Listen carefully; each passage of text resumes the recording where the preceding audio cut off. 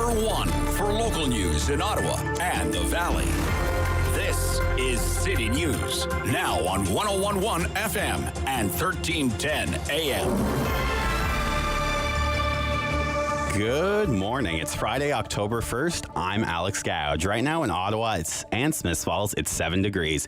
Here's what's making news in Ottawa and the Valley. A day after the country's first ever National Day for Truth and Reconciliation, the Prime Minister is being accused of using that day to take a vacation, with his staff being accused of initially covering it up. Our City News reporter Jamie Pulfer joins us with the details and reaction. Let's just take a look at how this all played out. His itinerary first said the Prime Minister was spending the day in private meetings in Ottawa, but Justin Trudeau actually flew to Tofino, BC to spend a few days with his family. His itinerary was later changed to say he was in private meetings in Tofino.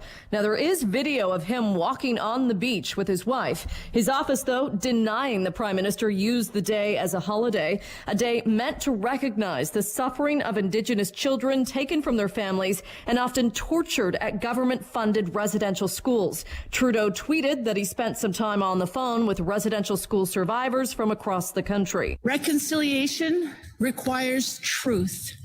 And that's the chief of British Columbia's Tk'emlúps Secwépemc First Nation, the first to discover the remains of missing children. She says 2 written invitations were sent to the Prime Minister with no response, inviting him to a ceremonial event to mark the day near that former Kamloops residential school that sparked this reckoning across the country. I'm Jamie Pulfer. Another school in Ottawa is shut down due to a COVID-19 outbreak. Maurice Barbeau Elementary School in Herongate was closed yesterday after the virus spread through multiple cohorts. It is unclear how long the schools will be closed, but it could be up to 10 days. But Ottawa Public Health continues to work with the school to monitor and to ensure all appropriate measures are in place. This closure comes just 2 days after St. Benedict Elementary School in Barrhaven was shut down due to COVID-19. That school remains closed. The Supreme Court of Canada is set to rule today on whether Ontario Premier Doug Ford's decision to slash the size of Toronto City Council during the last municipal election was constitutional. In 2018, the Ontario legislature passed a law that reduced the number of council seats in Toronto to 25 from 47. Premier Ford, a former Toronto City Councillor and failed mayoral candidate, argued the change would streamline council operations and save $25 million. But critics denounced it as undemocratic and arbitrary. Toronto successfully challenged the legislation in Superior Court, with a judge deeming it unconstitutional. But in a subsequent split decision, Ontario's appeal court overturned that ruling. Now it's the Supreme Court's turn to weigh in. Steve Henniger, The Canadian Press, Toronto. City News time, 9:03.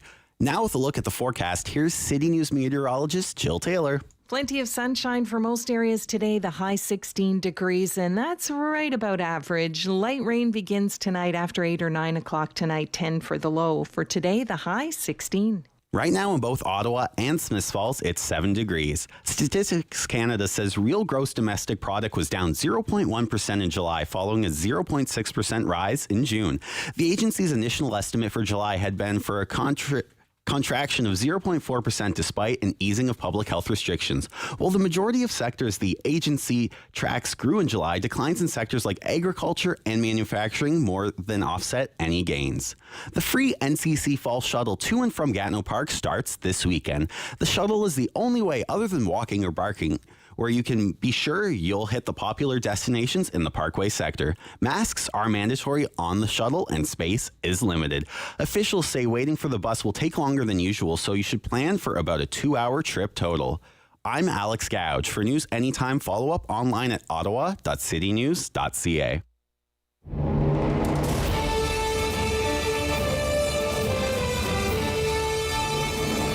Good, bad, or complicated. There's no news in Ottawa and the Valley he won't talk about. It's the Rob Snow Show on Rogers TV and City News. 101.1 FM and 1310 AM. Friday. We made it. Good morning. Welcome to the Rob Snow Show on City News. We're always happy when you make that very important decision to spend part of the day with us. Great Friday fare on the way. Coming up just a few minutes from now, the legendary Lowell Green, Hall of Fame broadcaster, best-selling author. He's here to give his hot take on the big news stories of the day. And then after the 9:30 news, our new weekly contributor and a familiar voice to our City News listeners, Derick Fage. Derick is the new host of Daytime Ottawa on Rogers Television. That's starting on Monday, this coming Monday, October 4th, and Derick was filling in for me during the summer holidays and while I was away most recently, and he's going to join us every Friday from now on at 9:30. Tell us what he's working on at Daytime Ottawa, offer up a few opinions of his own on the current events of the week. So again, that's after the 9:30 news. Do our Queen's Park Week in Review. We do that every Friday. Discussion with our MPPs.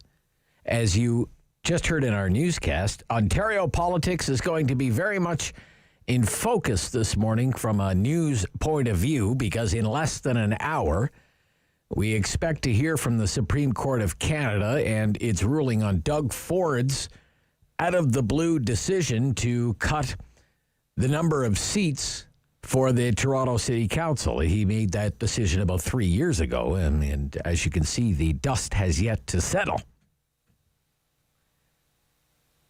Used to be 47 wards in the city of Toronto, 47 council seats, and one morning we woke up and Doug Ford said, "Yep, you're cutting it down to 25. Just like that.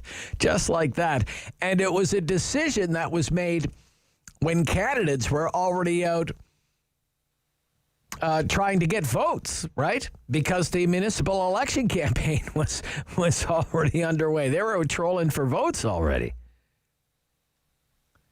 So Ford's opponents won the first round in the lower court. Then it went to the Ontario Court of Appeal, and the Ontario Court of Appeal sided with the provincial government and said basically municipalities are quote-unquote creatures of the provinces. And this is the last stop and the final word on the matter, the Supreme Court of Canada. Reporters are already in a lockup for that, and they are allowed to start reporting on it. I believe at 9:45 this morning. So we'll have some breaking news in this hour. I'm not really sure what happens if the Supreme Court says, no, Doug Ford, you shouldn't have done this. Are they going to go back to having 47 wards and 47 councillors in Toronto? Or are they sticking with 25? Or are they going to find a happy medium? Just what are they going to do? But we'll have some breaking news in the hour on that. Councillor Carol-Ann Meehan is on our show this morning to talk about the ongoing issues with public transit in the city. We're coming to the end of the second week without light rail. It's putting a lot of strain on the bus side of the public transit system because we just don't have enough buses. And Councillor Meehan said this week that she thinks the city should be out shopping for more buses, given all the uncertainties about the reliability of light rail. Winter is coming, right? Winter is coming. I thought Randall Denley made a really good point this week when he was here on Wednesday, columnist with the Ottawa Citizen and the National Post. He said that it's time to start thinking about not using these trains anymore. At the heart of it, it's a vehicle problem. He was saying, let's find a new train. Something with a proven track record of durability, especially in winter weather. A lot of focus is on the maintenance record of RTG, and that's fair enough, but maybe only up to a certain extent because we have parts. I mean, all kinds of train parts have failed on this particular train in the last 2 years. I mean, roller bearings, that's the latest one. But, I mean, we've had wheel failures and flat wheels instead of round wheels and doors that don't open and doors that don't close and computers on trains that don't work and computers at light rail headquarters that don't work and burning brakes and broken overhead power cables, and on and on it goes. If it was a brand new car and you had to bring it back to the dealership this often, wouldn't there come a time when you'd say to the dealer, you know what, I want a different car. This car's a lemon. I pay good money for it, and Ever since I bought it brand new, it's been in the shop every month. So I don't know how feasible that is, but maybe it's something to think about. Alstom made these trains. What would its defense be? Given the performance of these vehicles so far in Ottawa, how do you defend something that's performed so poorly? So poorly. Look, one of the big news stories of the day has to be Trudeau in Tofino. You know, at least he's not in a wetsuit, holding the surfboard, photobombing a wedding. But still, not a good look. Yeah. Canadians from all walks of life, from coast to coast to coast, took part yesterday in the very first National Day for Truth and Reconciliation. We had a special broadcast on this radio station yesterday by Sam.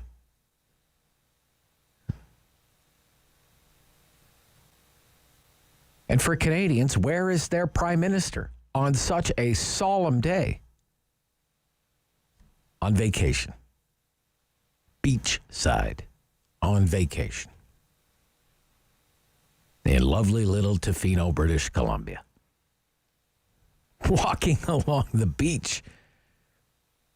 Honest to goodness, what were they thinking? What was he thinking? And what were the people around him thinking? Were any of them thinking at all? Like, hey, Mr. Prime Minister, maybe go on vacation tomorrow. What do you think? But I guess not. Maybe they thought nobody would notice, but the problem is a very quick reporter did notice. Early in the day. Notice that the Prime Minister's jet was airborne, flying west. Even though the Prime Minister's itinerary said he would be in private meetings in Ottawa all day. No public events, private meetings. No public events for the Prime Minister on the very first National Day for Truth and Reconciliation? I think any news reporter would find that strange. You'd find that strange. Because that would be automatic. You would look up the itinerary of the Prime Minister. Let's find out what the Prime Minister's plans are for the day. Where's he going on this holiday, if you will, that he created, that his government brought in? Private meetings. Private meetings. You mean the Prime Minister isn't going to any orange shirt ceremonies today anywhere in Canada? Not a single one? He's not going to Kamloops? He's not going to Cowessess? Private meetings? Like, you'd find that curious right there if you're a news reporter. And then, whoa, Trudeau's plane is in the air. And it looks like he's going to Tofino, one of his favorite spots. And then, well, the sharks start circling, right? The sharks being the news media, the press gallery. And by the end of the day, Global News has Trudeau on camera. And he is basically doing a perp walk down the beach of Tofino. Not saying a word, back to the camera, ball cap pulled down. What do you call it? Disgraceful? Embarrassing? I'll tell you what it must be. It must be insulting. I can't speak for any member of any First Nation, but I could only imagine how insulting that would be.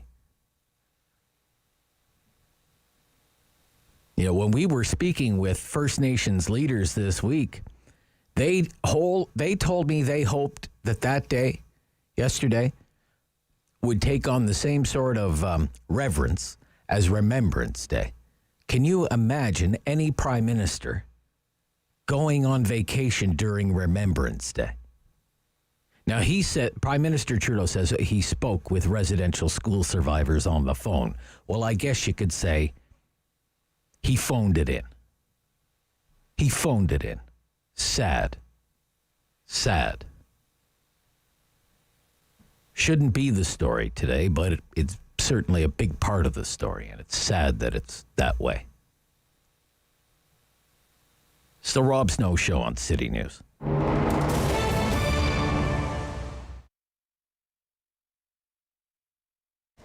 Ottawa Markets was created by the City of Ottawa to help rejuvenate the outdoor markets program in Byward and Wellington West, where we have the Parkdale Market. And so we set to work on bringing in the right team with the right experience and reaching out to local vendors and local farmers, because we knew when we did a survey of our customers that was the one thing that was really important to them, both at Byward and in Parkdale, is to start bringing back that local product. And that's what you can see behind us here at the York Street Farmers Market. We put in place a Farmers First policy, which means that we will deal with farmers from the region first. And we're going to give them priority in terms of placement. They're going to have reduced fees in coming to the market. We've also made it free for any farm that's been in operation for under 2 years. The market also put in place a BIPOC initiative, which is a Black, Indigenous, and Peoples of Color initiative, which provides grants and support opportunities for folks from those communities to come on out to the market to reduce systemic barriers that have existed. As a farmer's market, we can have a variety of vendors here, from an artisan to a microprocessor who's taking local ingredients and putting them into a product in a kitchen and selling that, to breweries and distilleries this year, which were changes that the province put in place, which allowed us to bring in a few of those vendors as well, which I think is a nice surprise for people sometimes at 9 in the morning after a pandemic, but it's been going really well, and some of the breweries have been pretty appreciative, because for them, whether it just be doing delivery or curbside pickup, it gives them an opportunity to come back out and talk with their customer and talk about what makes their product so special. Throughout the market, the health and safety protocols that you're going to see, masks are still required. That is obviously the case, and you'll see a number of signs noting that around the area. We've got a number of hand sanitizer units, I call them droids, throughout the area that you can sort of just grab a pump or a squeeze wherever you go. But what we've also had to do is reduce the number of vendor spaces we have in the market by 50%. This ensures that we can guarantee that our vendors are going to have that distance, that we can, have a little bit better flow around the market. But what we also did was, as I said, we created the York Street Farmers Market, which is just microprocessors and local producers only, and that's on Saturdays. In Parkdale, we launched the night market, which is bringing a lot of the same content, but in the evening, and residents are sort of spilling out into the park. So we're looking at what we're doing as trying to support, create, and enhance public space for the residents of the city. It's been great. The community, which is what this market is here for, and then as tourism comes back, obviously we'll welcome all visitors. But the response has been really great. The community's come on out, they're speaking with their wallets and their dollars, which obviously at the end of the day, we want a great experience, but it needs to be a valuable economic opportunity for the vendors who are coming out.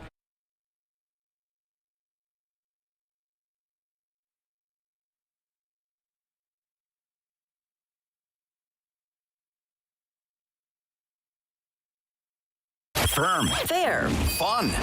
The Rob Snow Show returns On Rogers TV and City News 101.1 FM. and 1310 AM.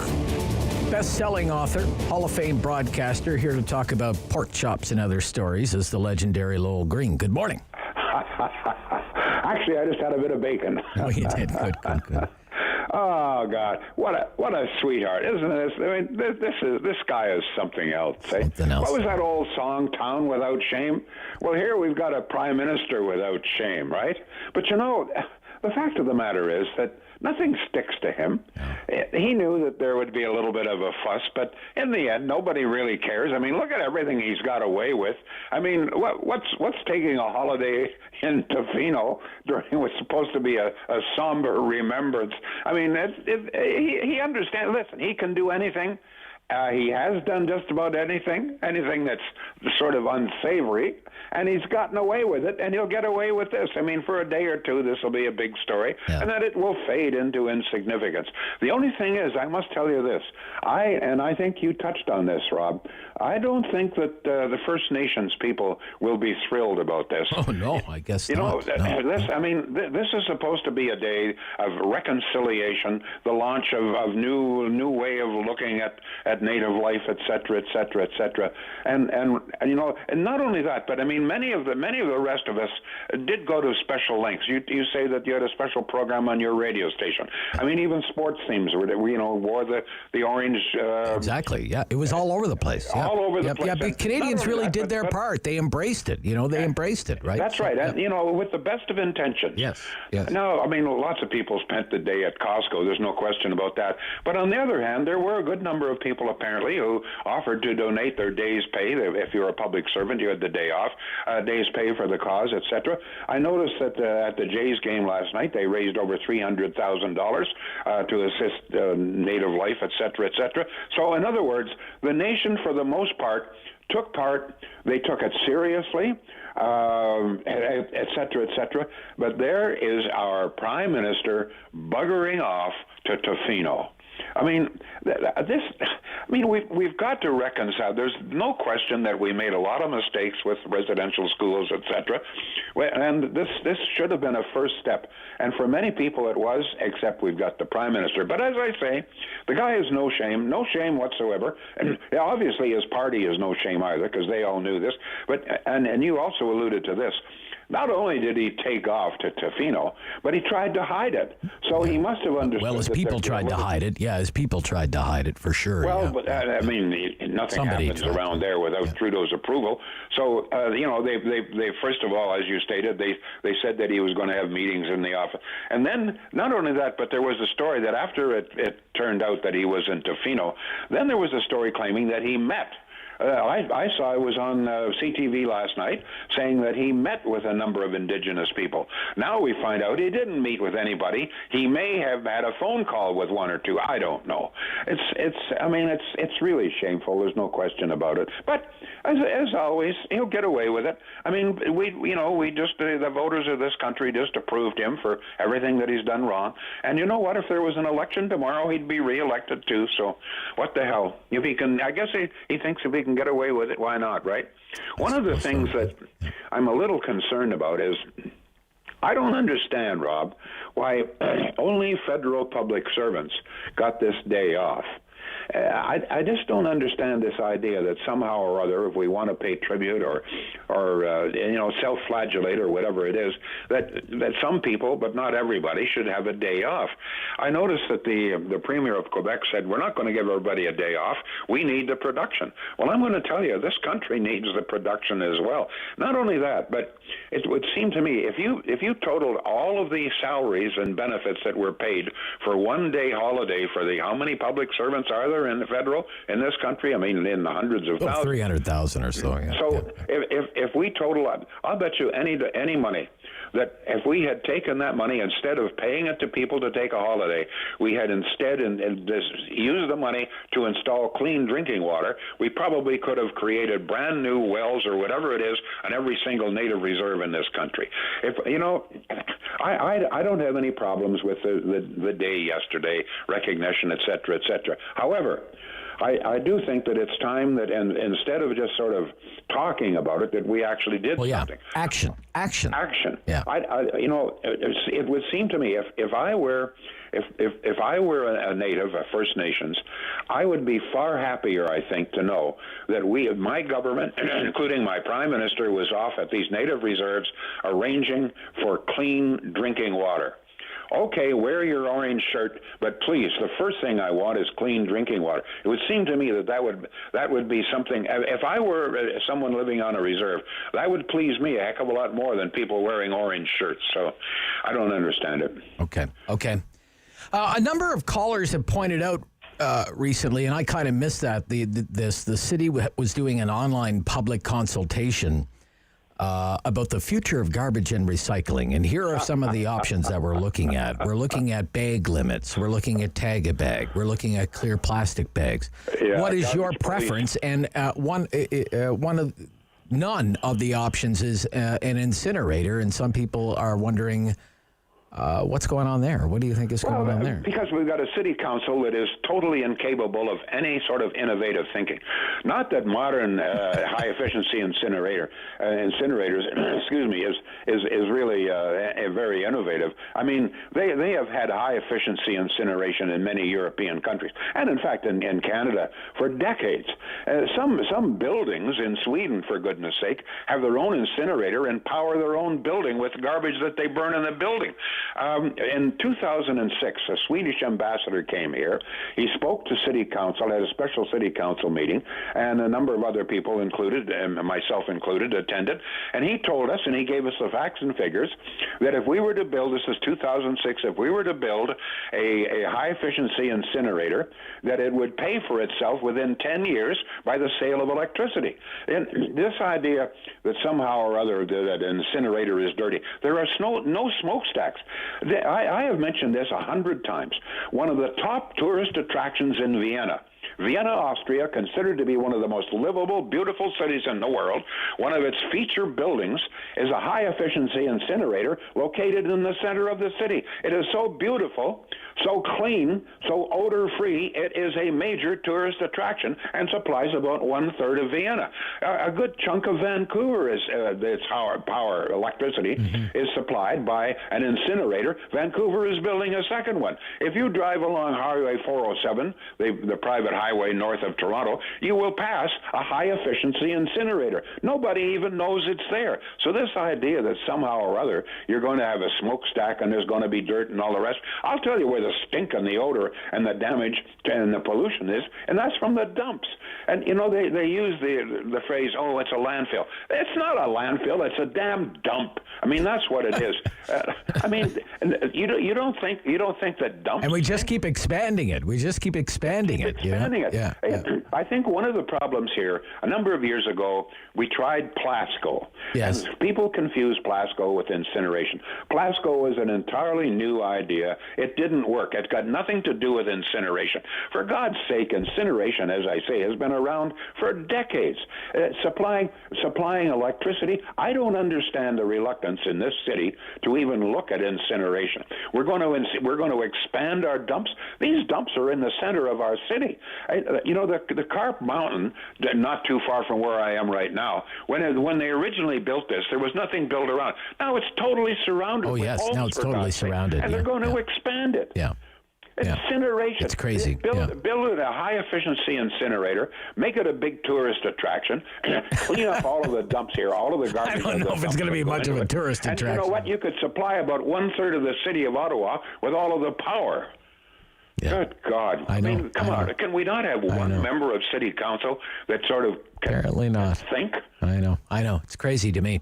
All right, Lowell Green, thank you for your words of wisdom today. Bye-bye. Good morning. I'm going to Tofino. Okay. Surf's up. Okay.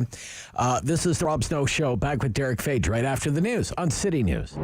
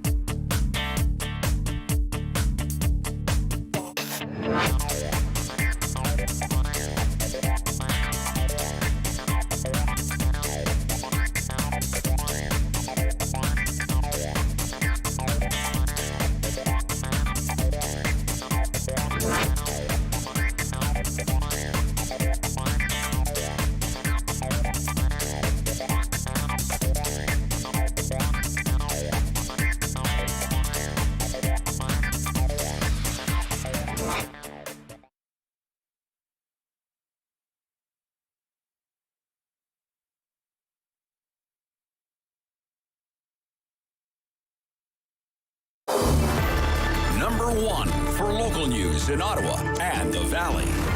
This is City News, now on 101.1 FM and 1310 AM. It's Friday, October 1st. Good morning. I'm Alex Gouge. Right now in Ottawa, it's 8 and partly cloudy, and in Smiths Falls, it's 9. Here's what's making news this hour. The Prime Minister's office is denying accusations Justin Trudeau took a vacation on Canada's first National Day for Truth and Reconciliation by flying to Tofino, BC to join his family. The Prime Minister's itinerary initially said he was in private meetings in Ottawa, but that was later changed to say he was in private meetings in Tofino. A PMO spokesman says Trudeau spent hours on the phone Thursday speaking to survivors of the residential schools, and just because he was in Tofino doesn't mean he didn't spend the day lounging on the beach. Unifor is calling on Ontario to follow Quebec's lead and ban anti-vaccine protests near hospitals, schools, daycares, and COVID-19 testing and immunization clinics. Quebec passed legislation last week forbidding all protests related to the pandemic within 50 meters of those sites. Unifor National President Jerry Dias says Premier Doug Ford must take immediate action to protect healthcare workers, educational workers, and children in Ontario from hate and intimidation. Dias says in a statement that the anti-vaccine protests also put the health and safety of Unifor members at risk, as well as the entire community. Hundreds gathered downtown yesterday to commemorate Canada's first National Day for Truth and Reconciliation. The gathering to remember Indigenous children and families impacted by residential schools was organized by the Indigenous Arts Collective of Canada. The event, called Remember Me, a National Day of Remembrance, included a spirit walk to Confederation Park and wrapped up with music, art, presentations, and installations. City News Time, 9:32. I'm Alex Gouge. For news anytime, follow up online at ottawa.citynews.ca. He's a pillar of community opinion. The Rob Snow Show returns On Rogers TV and City News. 101.1 FM And 1310 AM. I forgot to mention in my opening remarks, Talkback hour is coming up between 10 and 11 o'clock. Don't forget that. And it's the Friday free-for-all today. Friday free-for-all. So just about anything goes. We do the Talkback hour every morning between 10 and 11 o'clock. During the Friday free-for-all, we don't come up with the topics. You come up with the topics, and we just kind of roll with it, right? 750-1310. So we can talk about Trudeau and Tofino. We can talk about light rail problems. Hey, I noticed, David, the minimum wage goes up today in Ontario. Oh, cool. By a full dime an hour. Nice. $14.35 an hour will be the new minimum wage in Ontario. My wage goes up too, right? No? I'm going to put this to people. What were you earning when you first made the minimum wage? And what kind of work were you doing? David's thinking. This job? Me, working in the kitchen of a fast food restaurant, my wage, I was 15. My wage was $3.85 an hour. $3.85 an hour. And eventually, after about a year, I was making $4.25 an hour, and I thought I was the cat's meow. And for years in Ontario, when I was a student and I was working part-time, for years the minimum wage was stuck at $6.85 an hour. And it seemed like for years I was making $6.85 an hour. Derick Fage is with me this morning, the host of Daytime Ottawa on Rogers Television, which is back Monday, October 4th, which is this coming Monday. Good morning, Derick. Good morning, Rob. How are you? I'm good. It's great to hear your voice on City News again. It's always great to hear you, Rob. I'm always listening. You are? Okay. A sucker for punishment. Hey, well, to my question here, Derick, I'd love to quiz you on this, okay? Yeah? Think back to, one of your younger jobs there, first jobs, minimum wage. Minimum wage. Do you remember your first minimum wage, what that was? It went up today, $14.35 an hour is the minimum wage. A full dime. Yeah, went up a dime, yeah. So there's going to be celebrating across the province. Don't spend it all in one place. Oh, my goodness. No kidding. Boy, that's going to add up over the week. I remember what my first job, I think it was around the same as you, man. We're about the same age. Yeah. It was in that $3.80 range. I remember I was delivering flyers door to door. Delivering flyers, okay. Yeah. Okay. Yeah. You know how they would drop off stuff, and it was like samples and flyers. Like penny saver type stuff. Exactly. They dropped this huge bundle at the corner of my street, and I'd have to go down with my little wagon and throw it all on. That was my first job. And then I worked a ton of jobs. I worked at Kentucky Fried Chicken. I worked at McDonald's. I worked at 7-Eleven. Wow. Oh, yeah. I bet you have some stories, 7-Eleven stories. I'd love to hear some of those sometime. Oh, boy. And then I had an interesting area of town that I worked in. I won't say what area it was, but we had some characters. Let me just say that. The overnight shift was always Yeah. I worked overnights at Tim Hortons for a long time, and you meet some real characters. Oh yeah. Overnight. Yeah, you sure do. They were adventures. Derick, first of all, congratulations on your new gig. Tell us about the new role. You're the new host of Daytime Ottawa on Rogers Television. Yeah, you know what? It's interesting because that's where my career started. So it's come full circle. You know what? I really missed it. It's a really amazing program, and I can't wait to get back in studio, because the best thing I think about Daytime Ottawa is the fact that our green room is just this magical place where all our guests gather before we go live on the air. They have a chance to meet each other. We get so many guests that have never been on TV before, and you know what it's like on radio too, Rob. You get guests and they're a little bit nervous, and you make them feel at ease. Yeah. But our guests get to network with each other, so that I can't wait. So we're going to go virtual for the time being. Of course, volunteers are a big part of Rogers TV, as you know, and we haven't brought our volunteers back. We cannot wait to get them back in studio. So until that time, we're going to go virtual with a half-hour show. So it's live at 2 p.m. every day and repeats at 6 and 11 p.m. So we're going to go virtual for a half hour. And when we can get our volunteers back in and we're able to welcome guests back in studio, we're going to go to a full hour, which is what daytime has always been. And you know what? Same great content that we've had before. I'm a high-energy guy, as you know, so I'm going to bring my high energy and enthusiasm, and we're going to talk about what's happening in the city, music, arts, culture, charity events, highlighting small businesses. We'll have educational things like, kitchen segments and fashion segments, themed shows around holidays Thanksgiving, interior design, festivals, major events, inspirational people from the community. So that's really our focus, Rob. Very cool. So it starts on Monday at 2. First episode. Monday at 2, live. Season premiere, the season premiere.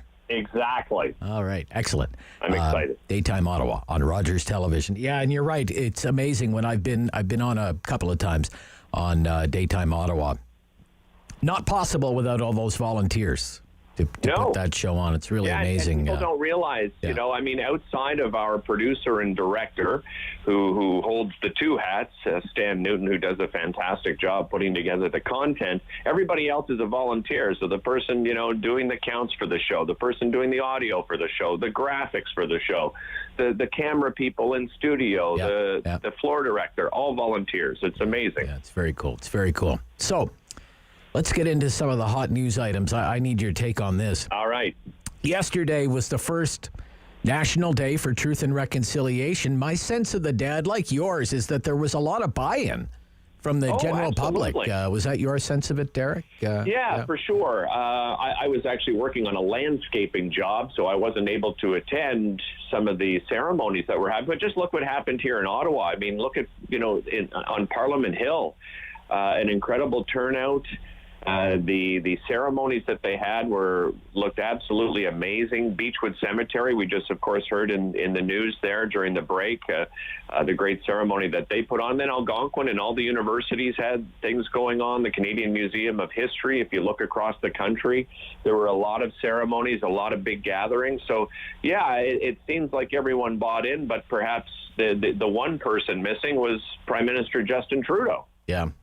So what do you think about that? I just don't understand how he didn't realize the optics of that. I honestly, I really thought we'd see a situation like we saw with Black Lives Matter, where, the Prime Minister came out and he gathered with people in remembrance and took the knee, took the knee. This is what I expected. I thought, I assumed, and rightfully so, that he would be at the ceremonies on Parliament Hill. So I was quite shocked that he wasn't. Yeah.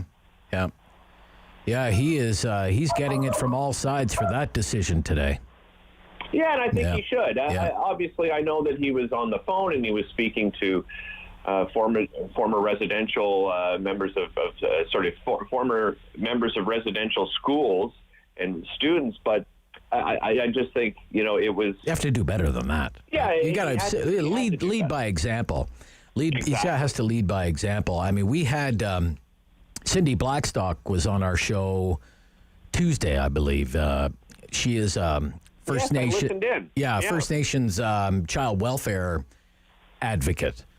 And one of the things that I asked her was, I'm a little worried that people are just going to use this day as another day to go shopping, right? If it, like some people are taking 4 days off, because it landed on Thursday. I'll take Friday off and have a long weekend. Yeah. That's easier to do when the Prime Minister skips out on it. Well, that's for sure. And I'm not actually disappointed that Ontario didn't make it a statutory holiday, because I think situations like these kinds of ceremonies and opportunities for remembrance, just like Remembrance Day, I would rather students were in class, having ceremonies and assemblies and so forth than being at home, because they're not going to reflect on anything sitting at home. But at school, at least there's going to be some structure and there's going to be, ceremonies that they can be a part of, right? So, and again, if workers are off, are many people going to take advantage and go down? As you said, it was great to see how many people turned out to many of the events, but I think a lot of people would just, as you said, take advantage and just, turn it into a mini holiday for themselves. Light rail was a big story this week and the week before and the last 2 years, and it's not going away. What do you think about how the city is handling this whole thing, Derick? I'm not really sure. In defense of the city, I'm not really sure what more they can do than what they're doing at the moment. I mean, bringing in an independent consultant, doing an investigation, they have to do all of these things. This is just typical Ottawa when, we have to be the guinea pigs of something. Remember when we tried to do garbage incineration instead of using a model that perhaps a country like Sweden is using, and just let's take that technology and bring it here because it's very successful. Right. No, we want to reinvent the wheel. And this is exactly what we did. We're the guinea pigs on these new trains, and we're suffering because of it, right? Yep. I again, in defense of the city, I don't know what more they can do. Yeah. They have to do an investigation. They have to wait to find out, the causes of these derailments. They have to figure out what's wrong with these trains. Heck, at this point, let's just send the bloody trains back and tell them to fix all the trains and then return them when they're ready to go, and let's bring the bus service we used to have. At least the bus service was working. So one of the things that I talked about this week was unvaccinated federal government workers and what should happen to them. Mr. Trudeau says, well, they're not coming back to work unless they're fully vaccinated. And, you just do the math. If 20% of the local public service workforce is not fully vaccinated, you're probably talking about 30,000 people here just in Ottawa. Oh, yeah. Big number. So today, Christopher Nardi and Ryan Tumulty have a story for the National Post that says one of the things that the federal government is looking at is having them do an attestation. Right. In other words, sign a document that says, I promise I'm fully vaccinated. I swear I'm fully vaccinated, and that's it. They don't have to provide proof of vaccination. In other words, they just have to attest that they have been fully vaccinated. It doesn't make any sense. Yeah. I mean, come on. Come on. I promise. Right? I promise that I've been fully vaccinated, and maybe they could make arrangements for some people with, obviously health conditions or religious reasons. They can continue to work from home and stay working from home. But this idea that, if we've got to use a passport to get into the gym and get into a restaurant and theater and so forth and show, our certification. I'm back curling, for instance. Before I can walk into the club, I have to show them my proof of double vaccination. Right. Why wouldn't we have the same? And, it's just a one-time thing. You show it, and then they know. Down, we saw it. It's not like you have to show it each and every time you go back into the office. Right. So it doesn't make any sense. There's no way we can go by a province. This hard stance that the Liberals took during the election campaign, I think it's already starting to soften, and it was just totally predictable. Anyway, hey, you're a big sports fan, right? So huge sports fan. Absolutely. It's not looking good for the Blue Jays, is it? No. Actually, it looked pretty good near the beginning, and then things just fell apart there last night. It's going to be tough. I felt that they had to win two of those three games against the Yankees. The good news is the Red Sox losing to Baltimore. Right. At two of the three, right? To the Orioles, who, aren't a very strong aren't very good. Yeah. Okay. Yeah, exactly. So, what's great is, of course, it's going to be exciting because we could have a three-way tie in the standings, right? That remains very much in play. Toronto, they have the easier schedule with 3 against the Orioles. So I think there's still hope, but I think they lost a big one there last night. There's no doubt in my mind. All right. Look, Derick, we're looking forward to our Friday conversations with you. Good luck on Monday. Thank you so much, Bob. Really appreciate the support. Yeah, with Daytime Ottawa, which is back on Rogers Television Monday at 2. That's Derick Fage. Dr. Doug Manuel, Senior Scientist, Ottawa Hospital, member of the Science Advisory Table here in Ontario, on the latest on COVID-19 in our city. This is the Rob Snow Show on City News.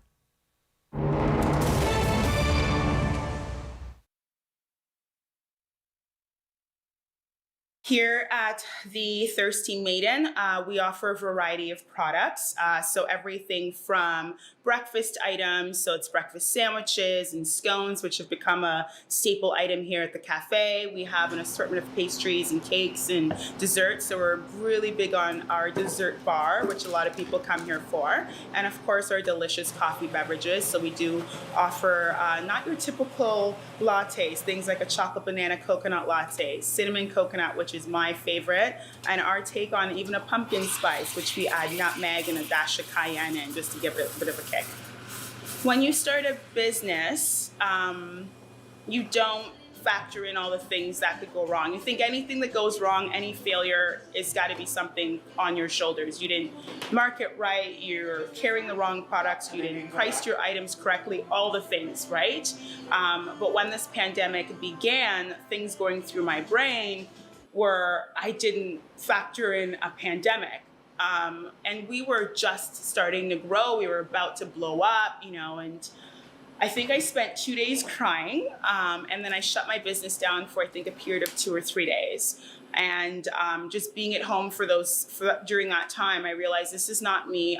Anybody that knows me knows I'm a hard worker. I don't give up, and I'm a go-getter.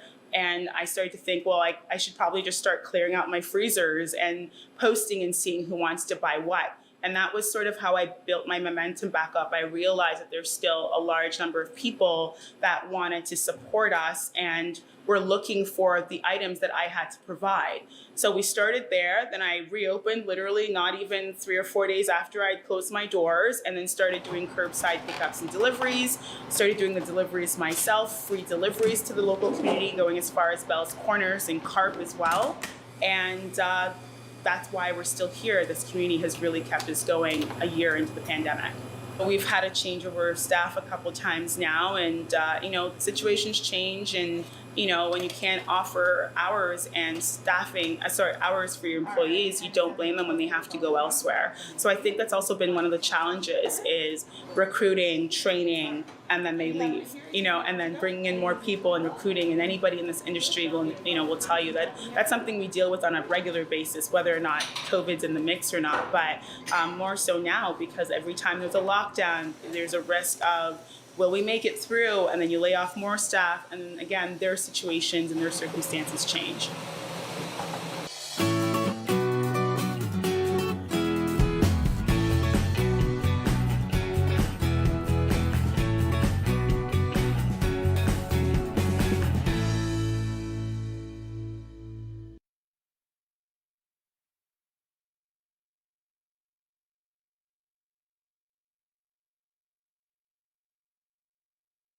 He's the opinionated Ottawa icon.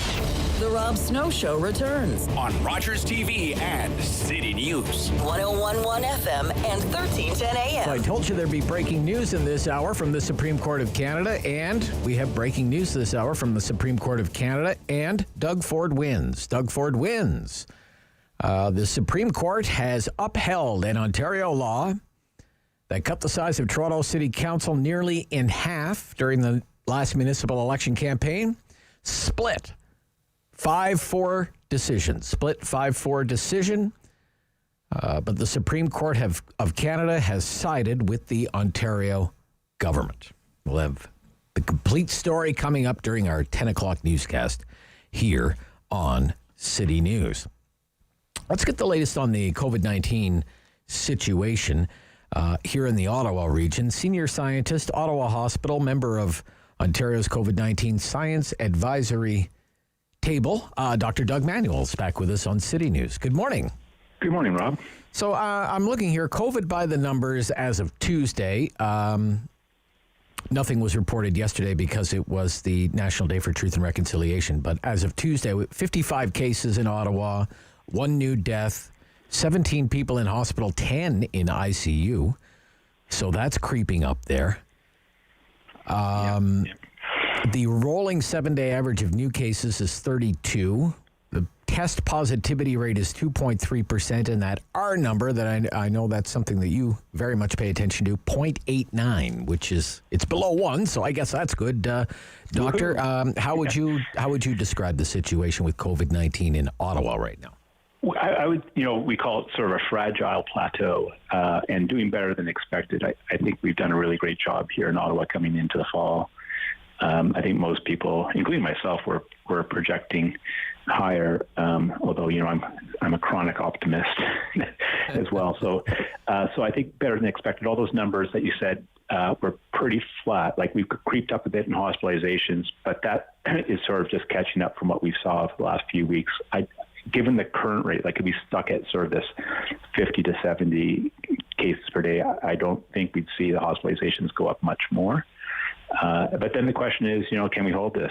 And still, unfortunately, there's a lot of pressure and with those cases still kind of projected. The most scenarios would suggest the cases are going to continue to climb upward as we go into deeper in winter, but not all. Right. Europe's doing really well. And we've been doing well. We had that R was well above 1 for about the last 2 months. Now it's come down the last few weeks, even though we're in fall. So in a lot of ways, we're doing really well. Okay. It'd be interesting to know of those 17 people that are in hospital and the ICU admissions, with the vaccination status of those people. Yeah, I get calls about this. I get emails, people saying, can you publish this? I actually don't have the data, but the Ottawa Public Health is reluctant to give the vaccination status of people in Ottawa because the numbers are too small. Okay. But I can tell you from what I know, and it's not perfect knowledge, but what we're seeing generally in Eastern Ontario is what we're seeing across the province. So we do publish vaccinated and unvaccinated rates for ICU. And I think it's like 60 times the odds or the risk of being in ICU if you're unvaccinated compared to if you're vaccinated. 60 times. Okay. What is your advice to parents who are getting ready for the potential for their children being vaccinated. Maybe they have worries. Maybe they're concerned. What would you tell parents about their children being vaccinated against COVID-19? Well, I would give it a good consideration. I could tell you I have a daughter 10, and she can't wait to be vaccinated, and I'm supportive of that. It's a great vaccine. It's a knock out the bulb vaccine. I think where people wonder is it safe? And because there's not as many severe infections for younger kids, and I would respond to that too by just thinking about it, not only the infection but your whole the kid's whole life. What's the likelihood of the schools going back to online if we don't have our kids vaccinated? Are the cases just going to get so high that people are going to get nervous about transmission? And what about mental health? And so not only the illness, but all the benefits of the vaccination. And as well, I think for all of us, we need to think about how the vaccine benefits not only us, but people around us. So my daughter is really concerned about her grandparents. And we're all chipping in. Rob, we're all in this. And the more we get vaccinated as a community, the more likely we're all going to be living a normal life in the future. So that's some of my first thoughts on that subject. Yeah, it's kind of like, isn't it like one of the final steps to getting back to normal, Dr. Manuel, is immunizing children? Yeah, I don't give it a lot of thought, to be honest. Oh, really? Okay. No, it's just, well, remember, we're Alex Munter, CEO of Children's Hospital, said, get over it. We've been vaccinating, it's just another vaccination. You've been going the first 2 years of the kid's life getting vaccinated for, so many things. And this is another one. This is just another one that we're going to do. And we're doing it because it's an awesome vaccination at a really serious pandemic problem. Yeah, I heard an ad on our radio station this morning. Get your flu shot. Get your flu shot. It's that time of year. Get your flu shot. And people get their flu shot every year, and they really don't even think about it. They don't. They're not filled with wild, vast conspiracy theories about getting flu shots. But nevertheless, that's kind of where we are.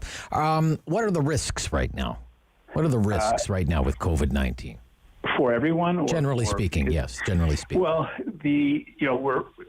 we're running, say 50 cases a day. There's more than that out there because we're not testing as much. But really, again, a lot of those cases, most of those cases are happening to the unvaccinated. So if you're vaccinated, I also talk with people that they're still kind of nervous to go out. And if you're vaccinated, I want to see you out and about. Do it in a safe way. This is a great fall. And let's ease into the fall and the winter slowly. So do most of your activities outside if you can. And, we have people over and, we sit on the porch or we do a lot of outdoor activities. And then we do have people inside as well, but not if you're not unvaccinated, you're not coming in. So if you're vaccinated, please kind of get out and see people and try to get back to some of the normal life. And if you're unvaccinated, please be careful, especially when you're in larger groups who are unvaccinated. But I hope that it should feel like we're slowly getting back there. It also might get worse in the fall. And so this is our opportunity to get out, and it's colder. This is our opportunity to catch up with friends. If you haven't seen anyone for a while, do it in the fall. Okay. Thank you, Dr. Manuel. Good to hear from you again. My pleasure. Yeah, bye-bye. Dr. Doug Manuel, Senior Scientist, Ottawa Hospital, and a member of Ontario's COVID-19 Science Advisory Table. The Talkback Hour, Friday free for all at 750-1310, right after the news on City News.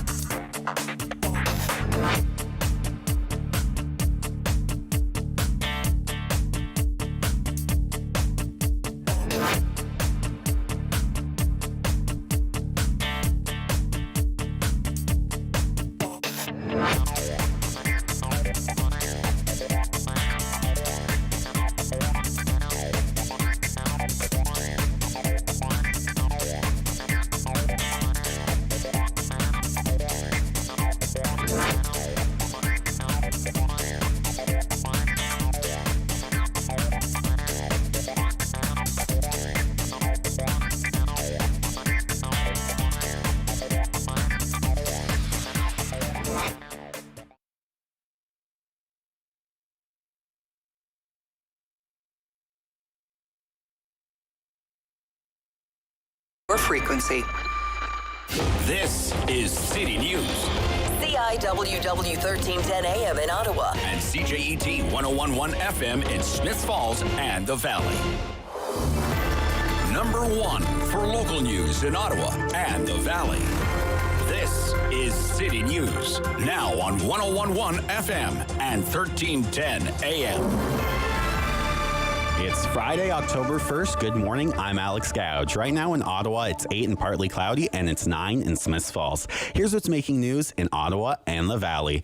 With this holiday season right around the corner, Ottawa's top doctor says we should still be practicing safe COVID measures, especially within social gatherings. City News reporter Parushka Gobolkista has more on this. Limiting close contacts and keeping socially distanced are some of the things we can do to be safe during the Thanksgiving season. Dr. Vera Etches says that she is optimistic that cases could stay low as long as people practice COVID measures. My outlook for this fall is one of cautious optimism. More protection is coming through increased vaccination of younger population, but let's all do our part to get there as safely as possible. Dr. Etches adds that although she is optimistic, it is not confirmed as to what Halloween could look like. Parushka Gobolkista, City News. City News time, 10:02. Now with a look at the forecast, here's City News meteorologist Jill Taylor. Plenty of sunshine for most areas today, the high 16 degrees, and that's right about average. Light rain begins tonight after 8 or 9 o'clock tonight, 10 for the low. For today, the high 16. Right now in Ottawa, it's 8 and partly cloudy and 9 in Smiths Falls. Canada's top court has upheld an Ontario law that slashed the size of Toronto City Council nearly in half during the last municipal election. In a split 5-4 decision issued this morning, the Supreme Court of Canada found the change imposed by Ontario Premier Doug Ford did not violate the free expression rights of candidates or voters. The majority of the panel ruled that everyone had several months to adjust to the new system before the October 2018 vote. The dissenting judges, however, found the timing of the legislation did amount to an infringement of free expression rights. A pharmaceutical company is reporting promising results for a new drug meant to fight off the worst of COVID-19. Merck said taking a course of its new antiviral pill within 5 days of a positive COVID-19 test reduces the risk of going to the hospital or dying from the virus by 50%. We really think this is a game changer, and we couldn't be more excited. Merck Chief Robert Davis. It really takes what is a devastating disease and hopefully gives people confidence that it can be manageable. If authorized, the pill would be the first antiviral people can take at home to reduce their risk of the worst outcomes from the virus. The medication would require a prescription and likely be for those with mild or moderate symptoms. Aaron Katursky, ABC News, New York. A year and a half into the pandemic, and it seems many of us still haven't adjusted to public health guidelines. New stats from Transport Canada reveal the number of airline passengers refusing to comply with masking rules has risen sharply in the past couple of months. And that's just one of the ways travelers are acting out. City News reporter Carl Hansky joins us from Pearson Airport in Toronto with the latest. Bad behavior is on the rise. Canadian Airlines reported 330 unruly passengers for refusing to wear a mask in July and August. That's more than twice the number reported in the two previous months. And airport staff tell me these are really just the extreme cases. They are dealing with passenger disobedience, rudeness, and aggressive behavior pretty much every day. I was just chatting with one worker who tells me they got yelled at from a person not wanting to wear their mask just yesterday. Most of it for people is refusing to wear a mask. Transport Canada's enforcement includes written warnings to first-time offenders to fines up to $5,000. WestJet, though, going a step further, it has issued 118 travel bans in the last year against passengers for refusing to wear a mask. I'm Carl Hansky. And I'm Alex Gouge. For news anytime, follow up online at ottawa.citynews.ca. It's time to talk back on the Rob Snow Show. Have your say and call now. 613-750-1310. Friday free-for-all talkback hour. Trudeau in Tofino. On vacation. on vacation, starts a vacation on the very first day of Truth and Reconciliation, the National Day for Truth and Reconciliation. Trudeau on vacation, on the beach, The minimum wage goes up today in Ontario by $0.10 an hour. So you're working 8 hours, extra 80 cents for you. Isn't that great? Well, $4 if like $4 a week. Right, $4 a week. 2 coffees. Before tax. Oh, they're going to claw that back, yeah. Right. $14.35 an hour. $14.35 an hour. What was the minimum wage when you started working? And what kind of work were you doing? Me, fast food, $3.85 an hour. Fast food, $3.85 an hour. I want to say that was 1987, I think. 86, 87. Nah, maybe a little later. Maybe 87, 88, maybe. Maybe around there. $3.85 an hour. $3.85 an hour. And the National Post reports this morning, this is an interesting story that Christopher Bernardi, Ryan Tumulty have. Vaccine attestation under discussion. Vaccine attestation under discussion. We talked about this week. Federal government workers. We're a federal government town. We're the government town. We're the biggest government town of all the government towns. And Mr. Trudeau says you can't come back to work, government worker, unless you're fully vaccinated. But now the National Post is reporting that those workers might simply have to attest that they are fully vaccinated in order to return to work. They wouldn't have to prove that they're vaccinated, which falls well short of what private employers are mandating of their own workers, but they would just have to sign an attestation. I swear by the hair on my chinny chin chin that I have had 2 doses of vaccine, and apparently that might be good enough. That might be good enough, and I want to know, is that good enough for you? Or whatever else you want to talk about, because it's the Friday free-for-all, and that's kind of how we roll around here.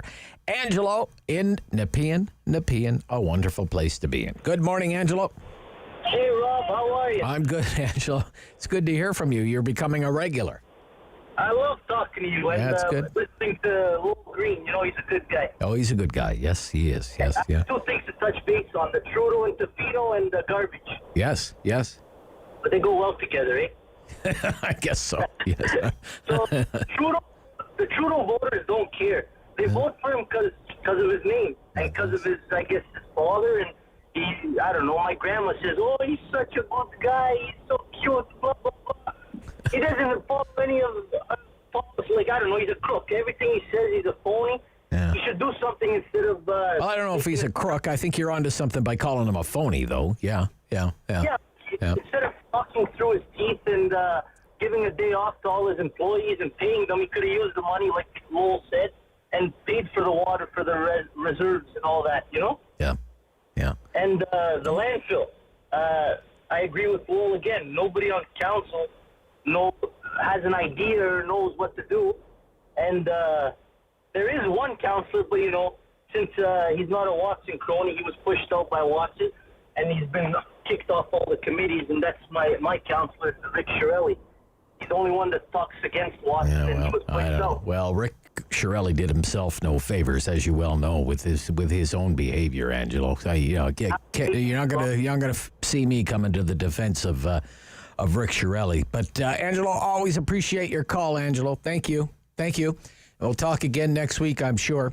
750-1310, 750-1310. It is the Friday free-for-all, so we don't come up with the topics. You come up with the topics, okay? We usually end up talking about things that are in the news because, why are you listening to me? It's because you're interested in the news, right? It's not a hard and fast rule, though. It doesn't have to be in the news. Maybe you like to talk about something that you think should be in the news. Whatever it is, we're open to talking about it around here at 750-1310. Let's take Kate's call. Kate is in Ottawa. You're on City News, Kate. Go ahead. Hi, good morning. Hi. I'm not sure why anyone, including Indigenous people, are surprised at Justin Trudeau's lack of respect for yesterday. Not only was his father a leader at the time during residential schools, which for some reason the mainstream media doesn't talk about that, he took the children of Indigenous people to court. And yesterday, I think it was, actually, ironically, they lost. The government lost. The government lost, yeah. Big judgment, $17 billion, that judgment, It's disgusting that we pay one of, the Taliban brothers $10 million. But we have to, because they don't want to go to court. But we fight Indigenous children who deserve that money. It's absolutely disgusting, and it shows exactly what Justin Trudeau is. All right. Okay. And sorry, now I'll calm down a bit. Okay, calm down, Kate. Calm down. All right, do it with me. This is what I do. I go, I know, I listen. Yeah. On to the medical requirements for federal workers. Yes. The reason why they're not implementing that is because it's against people's rights. What other employment criteria do you need to give your medical information to? There's no other job where you have to say, oh, let me see, have you had cancer before? Let me see, were you inoculated for this? They know it's against our rights. And all these private businesses, they're putting themselves at risk of huge losses. I don't know. I've read a lot of differing, even legal opinions on this from different lawyers, because part of the responsibility of being an employer is you have to provide a safe workplace for your employees. You have obligations to live up to in providing a safe workplace, right? So if you are vaccinated, you are protected. So it has nothing to do with... but we're seeing these breakthroughs now, right? Breakthrough infections. Because the vaccine is not a transmission blocking vaccine, like all the other mandated vaccines when you go to elementary school. That is actual science, but people like the people that want to bring in communist credits where you can go to a restaurant and you go to movies, you're the good people because you listen to the government and not actual science. That is the issue.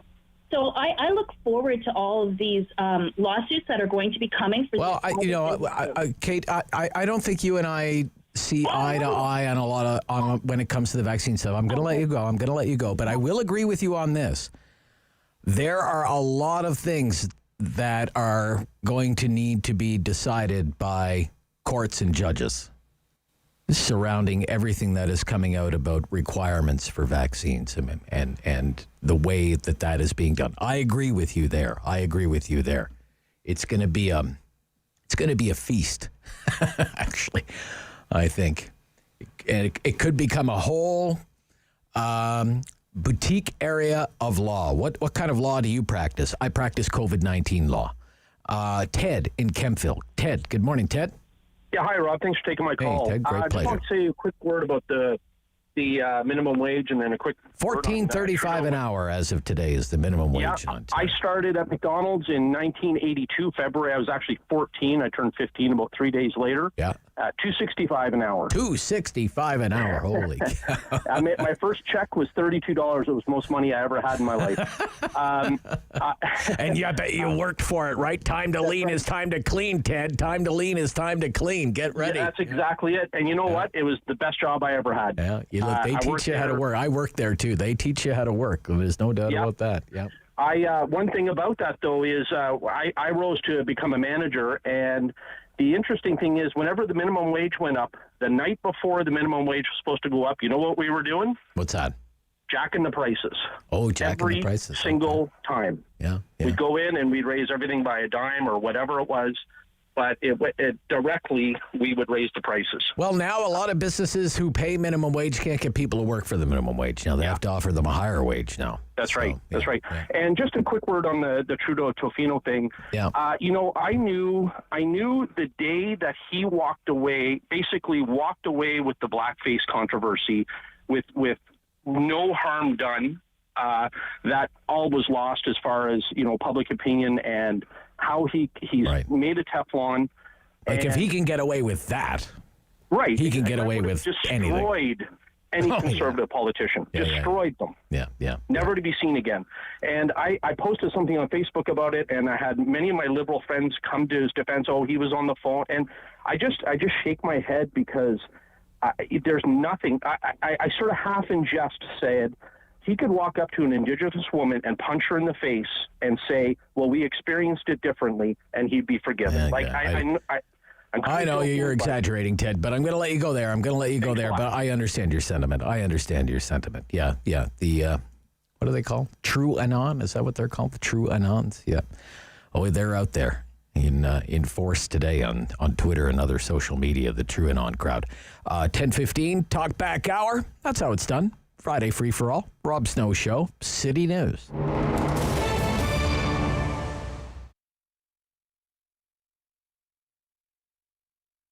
So Rideau Rockcliffe Community Resource Centre has been around since 1982, and it's here to serve residents of Ward 13. So our focus is on helping to reduce poverty in this community, as well as empowering residents to find resilience within themselves. So one of the new focuses of our centre is around food programming. So you'll notice today when we go around on a little tour that we have a number of food programs here at the centre. So one being obviously our emergency food program, which is really great. So residents can come and access food when they are in need. We also have a number of food-based social enterprises here at Rideau Rockcliffe as well. So one being the Ottawa Good Food Box, another being Market Mobile. One of our new initiatives that started this year as response to COVID is called Good Food on the Move, and it's a click and collect online store, and we have 7 pickup locations throughout the city. More sort of local here for Ward 13 residents, we've also started a free produce market as well. So community members can come on Wednesdays and Fridays and be able to access additional free fruits and vegetables. Social Harvest Ottawa is one of the social enterprises here at the Rideau Rockcliffe Community Resource Centre. We operate this great urban greenhouse, and our work is not only to grow nutritious and delicious food, but also to nourish communities with community members here in Ward 13 and beyond. The greenhouse is a year-round project. We're a team of 4 employees working here. We have 2 full-time employees and 2 part-time employees. We focus on growing microgreens from late fall to early spring, and hothouse crops in the summertime, such as tomatoes and cucumbers. The Mission Food Truck we're in our 5th week of collaborating with them to come visit our center, and we just got in on it at the right time. They were looking for new communities to branch out to. They said absolutely. Right now they're funded through donations. They travel around Ottawa and just give out delicious, fresh, hot food to people as well. We have at our center the Ottawa Good Food Box, as well as the Market Mobile. So Ottawa Good Food Box has been around for 25 years, and Market Mobile is a little younger, started in 2014. So they both have the mission and the mandate of making fresh food more accessible and affordable in neighborhoods that lack access to a grocery store. So I think the greatest need that we've seen as a result of the pandemic in our community is people that we maybe have never needed to access our services before, right? So a lot of people have had, layoffs. Maybe they're just not able to work because they have to stay home with their children, over the summer, that sort of thing. So we've definitely seen the need go out, particularly for our food programming, as well as some of our counseling services as well. So it's a heavy time for people emotionally.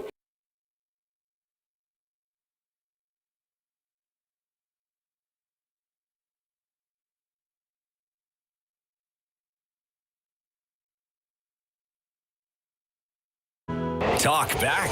Hello. On the Rob Snow Show. The phone lines are open at 613-750-1310. Now, the Rob Snow Show continues. Friday Free for All, Talk Back Hour. Darlene in Nepean. Darlene, good morning. You're on City News. Good morning, Rob. Morning, Darlene. Yeah. Just want to quickly say about Trudeau and Tofino. I do believe he's just a compulsive liar, and much like his father, although his father was able to lead, and I always gave him that. Trudeau is incapable. But he has no regard for anything but himself, perhaps his family, and that money. But I want to tell you, Rob, about something that happened. Last week I had to go for a scan. And afterwards I was talking... A scan at the hospital, you mean? Yes, I'm sorry, okay, at the hospital. All right, okay. Yeah. What hospital, if you don't mind me asking? It was at the Civic. At the Civic, okay. Yeah, the Civic campus. Just so people know what we're talking about. Okay, sorry. Yeah. The Civic campus of the Ottawa Hospital. Yeah. So when I was there, I was talking to one of the male nurses, and he is overwhelmed like so many of the other people, doctors, nurses, you name it, people that work there. He said it's so hard watching people come in. They're sick. We treat them, can't do anything. Then the loved ones, he said it was really, becoming very hard for him. And he said, and the thing that a lot of people don't realize is that we also have personal lives. Oh, yes. And he said, I myself have health problems and personal problems. So we talked, and by the time we finished, I think we both felt better and actually got first fist bump. It's almost like you had like fellowship by the sounds of things, Darlene, Well, it was. Yeah, and it was like he was a real... He wanted to unburden himself almost, Yeah, it was a mutual thing. Right. And then, Rob, I went outside to wait for my sister to pick me up. So there's a little bench out front. Yes. I don't know, maybe 5 feet wide. Don't know. Yeah. I sat at one end. Nobody else sat beside me. And people were standing. In comes this woman. I assume it was her daughter, dropped her off. And she plunks herself down beside me. I looked at her. She was a big woman. I'm not a small woman. There was, about 3 feet between us. I said, you can't sit here. I said, you're supposed to social distance. She looked at me, and she went, block, block, block, not the noise, the motions. And I said, are you going to move? No. I said, I'm going to file a report then. And I phoned the police, and they said, no, this isn't the people to deal with. Okay, all right. So I went inside the hospital. Right. And I said, I want to lay a formal complaint, and I want to follow it through. So they said they'd bring down a security guard. Well, 3 of them came, and I was intimidated, and I hadn't done anything. And, they were very good, but I always have the sense of you don't get the paperwork, you're not going to see if it's actually followed through. Right. So what happened in the end? What happened in the end is... Did they give her a talking to, or...? The 3 officers, security officers came, spoke with me, spoke to her separately, spoke to one of the nurses there, or 2 actually, and so the papers are filed, and I have to do a follow-up. All right, you do your follow-up, Darlene. I have to run. Thank you for alerting us to that. I appreciate it. All the best to you. All the best to you. I know she's faced some health challenges there, Darlene. Long-time listener, long-time caller. Barrie, Ottawa. Good morning, Barrie. Good morning, Rob. Morning, Barrie. I love Fridays. What's not to like about a Friday? Yeah, well, especially when it's Trudeau bashing day. Well, he makes it easy sometimes, doesn't he? Yes, well, so much for we're all in this together. I guess so, yeah.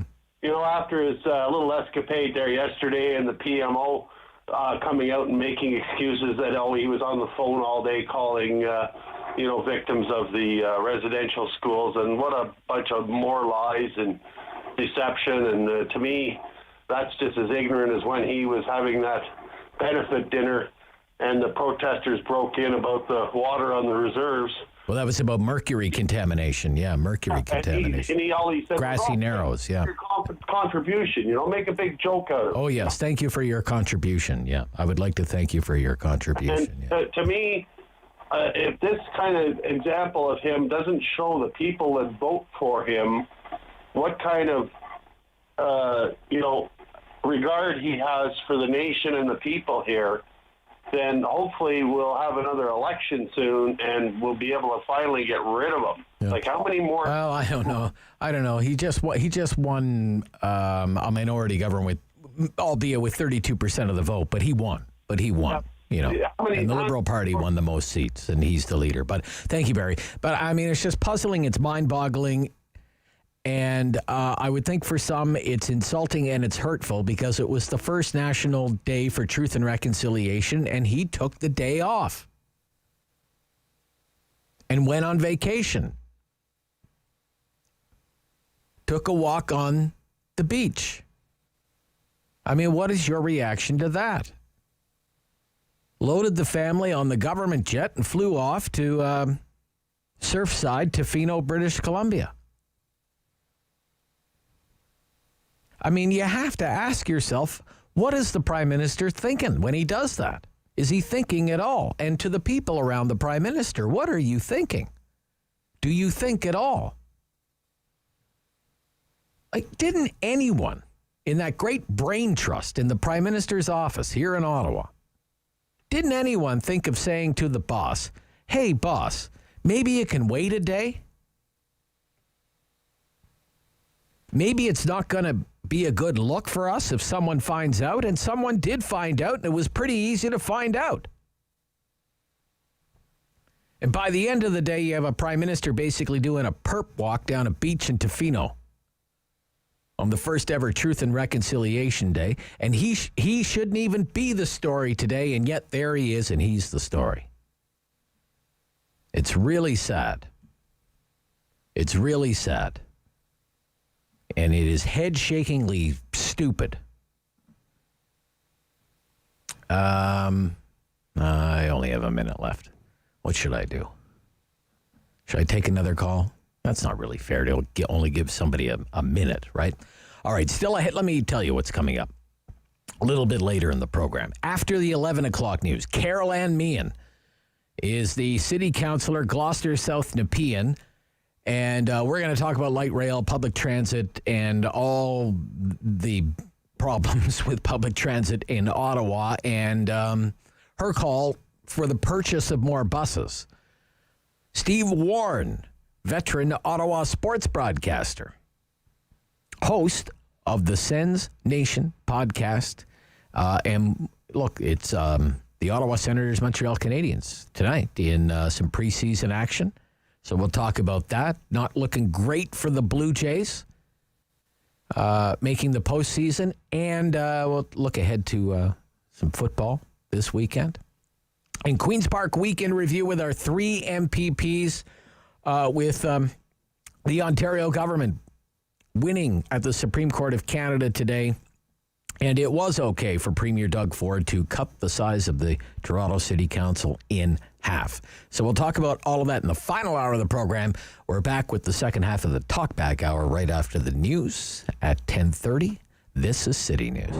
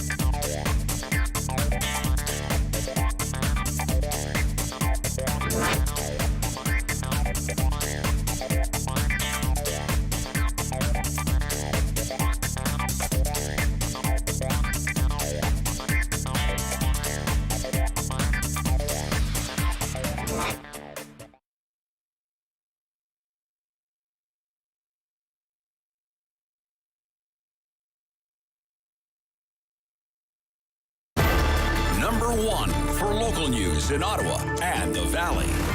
This is City News, now on 101.1 FM and 1310 AM. It's Friday, October 1st. Good morning. I'm Alex Gouge. Right now in Ottawa, it's 8 and partly cloudy, and in Smiths Falls, it's 11. Here's what's making news this hour. Ontario health officials are reporting 668 cases of COVID-19 today and 647 from yesterday. There are 55 cases in Ottawa over the past 2 days, none in Renfrew County yesterday, but 6 infections are being confirmed today. Elsewhere locally, Leeds, Grenville, and Lanark saw 8 new cases over the past 2 days, while 66 were reported in the Eastern Ontario Health Unit during the same period. Currently, the positivity rate sits at 1.8% province-wide after over 35,000 tests were conducted yesterday and over 38,000 were the day before. Toronto police say they will charge former Canadian fashion mogul Peter Nygard in connection with multiple counts of sexual assault. They say Nygard will be charged with 6 counts of sexual assault and 3 counts of forcible confinement when he is arrested. Police say the pending charges relate to alleged assaults in the late 80s and mid-2000s. They were announced as Nygard was in a Winnipeg court for an extradition hearing related to different charges. Police are reissuing a plea to the public for their help locating a 62-year-old man who hasn't been seen in almost 2 weeks. Jeremiah Guthrow was last seen on September 20th in the glebe around Ralph Street and 5th Avenue. Police say there are concerns for his safety. Guthrow was last seen wearing black dress pants, a cream and black colored long sleeve shirt, and a zipper and running shoes. He may also be carrying a small black shopping basket. City News Time 10:32. I'm Alex Gouge. For news anytime, follow up online at ottawa.citynews.ca. It's time to talk back on the Rob Snow Show. Have your say and call now. 613-750-1310. Friday free-for-all talkback hour. Got it all over the place, which is very much in keeping with the spirit of the talkback hour. Trudeau in Tofino, vacationing beachside during the first ever National Day of Truth and Reconciliation. That's not a great look. The minimum wage goes up to $14.35 an hour. It's going up 10 cents an hour. 10 cents an hour.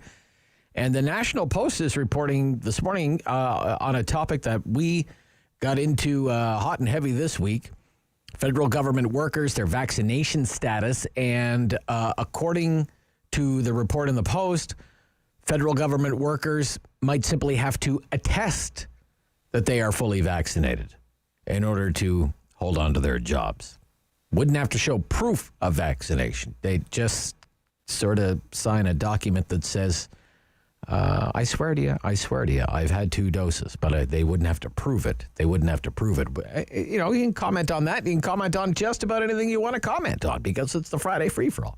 Ann, Ottawa, you're on City News. Good morning, Ann. Hi. Well, I was with that, I think it was your first female caller as she was talking about Trudeau until she got into why we shouldn't have to show proof of vaccination. And then I just kind of, I'm not good with that. Okay. Now, what I want to say about the Trudeau thing, it's just one more example of how shameless he is, how much of a narcissist. It's just whatever his pleasure is. He just spit on the graves of all of those dead Aboriginal children and their remaining relatives. And he should be ashamed, and everyone who voted for him should be ashamed too. That day, to me, should have been treated like Remembrance Day. There should have been a ceremony in Ottawa or something like that, even if it was BC. There should have been something. It's like he's got a bunch of idiots around him too. It's not just that he's an idiot. I mean, for God's sake. Like if you're Katie Telford, how do you let the Prime Minister get on that plane? Why aren't you grabbing him by the collar and saying, nope, mister, you're going on vacation tomorrow. Exactly. Tomorrow's a better day for you to go on vacation. Children were snatched from their parents and stuck in these places and died. Yeah. It's absolutely disgusting that this happened. And I don't know. I'm already hearing Liberals defending him. But, I wanted to say something else. I went to Rideau Carleton for a little bit of innocent slot machine fun. Okay. Yesterday. So that was interesting. And when you go there, you do have to show proof of 2 vaccinations. And I was actually happy to see that. And that's the first time I've had to show, my little slip that I got from the Ontario government. But, it made me feel better about being in there. Oh, okay. Was it busy? It wasn't as busy as you would have normally seen in years past, and they've got every second machine blocked off, so you can't go too close to anybody. There was one guy I saw. You know what, the people who have the mask and it's below their nose. It's what's the point? Anyway, I pointed the dude out to one of the security people, and I assume she went and asked him to put his mask back on. Okay. But anyway, did you win? No. But it was fun. A good time was had that's by all. Okay. Know your limit. Play within it. Okay, I guess. Right. I've contributed to the Ontario. There you go. Thank you, and thank you for your contribution. Yeah. Okay, thank you, Ann. Bye-bye. Bye-bye. Yeah. But on this Trudeau and Tofino thing, I mean, can you only imagine how it would feel to be a residential school survivor and see that on the news yesterday or see it on the news this morning? Because, I mean, the news should really be all the ceremonies and all the events and all the Canadians from all walks of life, Indigenous, non-Indigenous alike, wearing orange shirts and coming together and showing solidarity and coming to terms, I guess, right? Trying to reconcile, if you will, this horror show that's part of our history called residential schools, promising that we're not going to forget that and we're gonna try and do better with this relationship. And the Prime Minister takes a vacation? Takes a vacation? Are you kidding me? I don't think anyone would hold it against the Prime Minister for needing some downtime, but how about tomorrow? Not today, not on this day, okay? There are some days when if you're the Prime Minister, there are some days you just don't take that day off. And I would suggest to you that this is going to be one of them from here on in. We had, David's got some audio, we had First Nations child welfare advocate Cindy Blackstone on our show on Tuesday. And she told me that she is hoping that this day eventually has the same sort of reverence in the country as Remembrance Day. One of my fears about a day like this one coming up on Thursday is it just becomes another day for people to whatever take the kids somewhere and do an activity, go shopping, whatever. If it falls on a Friday or Monday, maybe people are saying woohoo long weekend. How do we prevent that? How do we get the most meaning out of Truth and Reconciliation Day? I think people need to think of this like Remembrance Day. Remember that children who went to residential schools were more likely to die in the schools than soldiers were in the Second World War. So bring that reverence that you have for veterans, and they deserve it, but bring that type of reverence to these kids. These were children fighting for their lives, literally. Some of them would run away and try and get away from the abuse that way, and several of them died even doing that. They froze to death. Mm-hmm. So this is the day to not look away. Don't look away. Don't look away. Can you imagine a Prime Minister taking a vacation on Remembrance Day? How would people react to that? Let's go to Rodney. Rodney, you're on City News. Hey, good morning. Morning. Hey, 10 cents an hour. That's a big pay raise. 10 cents an hour, yeah. Pardon? 10 cents an hour, up to $14.35 an hour now for the minimum wage in Ontario, Rodney. Okay, 35 cents. Oh, and, 10 cents an hour. I'm going to think of one of my jobs to get my allowance. It was 5 cents a week, and that was polishing 5 or 6 pairs of shoes. Okay. But that's as, a kid that would go on to be an entrepreneur that would pick worms and, sell them to the next door neighbor. And when I didn't have enough worms, I'd actually bicycle about 3 kilometers to Canadian Tire to buy a container of worms and make 6 cents. Oh, okay. But getting back to other jobs, and one of them was being a lifeguard at Mooney's Bay. You were a lifeguard at Mooney's Bay? Really? Yeah, and I would have been one of 10 or 12 lifeguards on the beach in the heyday of Mooney's Bay, and that's when there was commonly 24,000 people, 25,000 people on a hot day. Wow. And then I got, it was going to be more than minimum wage. I think it was $1.69 an hour. And to be a lifeguard. And then I'm going to remember the city employees. Well, I'll tell you right now, lifeguards paid by the city of Ottawa make pretty much minimum wage, I believe. Not much more than minimum wage. Okay. Yeah. And then maintenance, they got I think it was $3.20 an hour. And then with $16 an hour, David tells me, is what lifeguards make at the city of Ottawa. $16 an hour.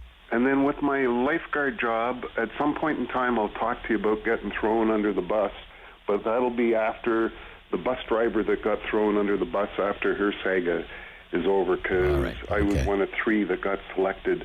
I was a rookie. I've been wondering in the last month or 2, or in the last couple of years since that happened, actually why I got selected. Hey, and then another job I had was being a caretaker of a recreation area for an apartment complex, and I was told you won't have 8 hours of work, but you got to stay there for 8 hours. And as a guy that liked working out and swimming, and that turned out all right for you. It turned out all right, and I actually got to do all that and even have a shower sort of uncomfortable. Right. Got good shape. Rodney, no, I can't go through your whole CV, Rodney. No. That's good enough.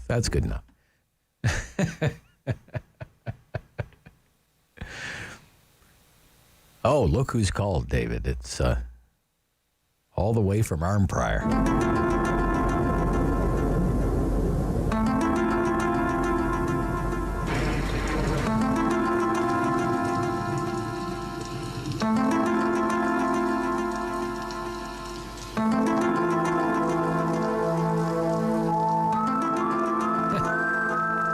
It never gets old.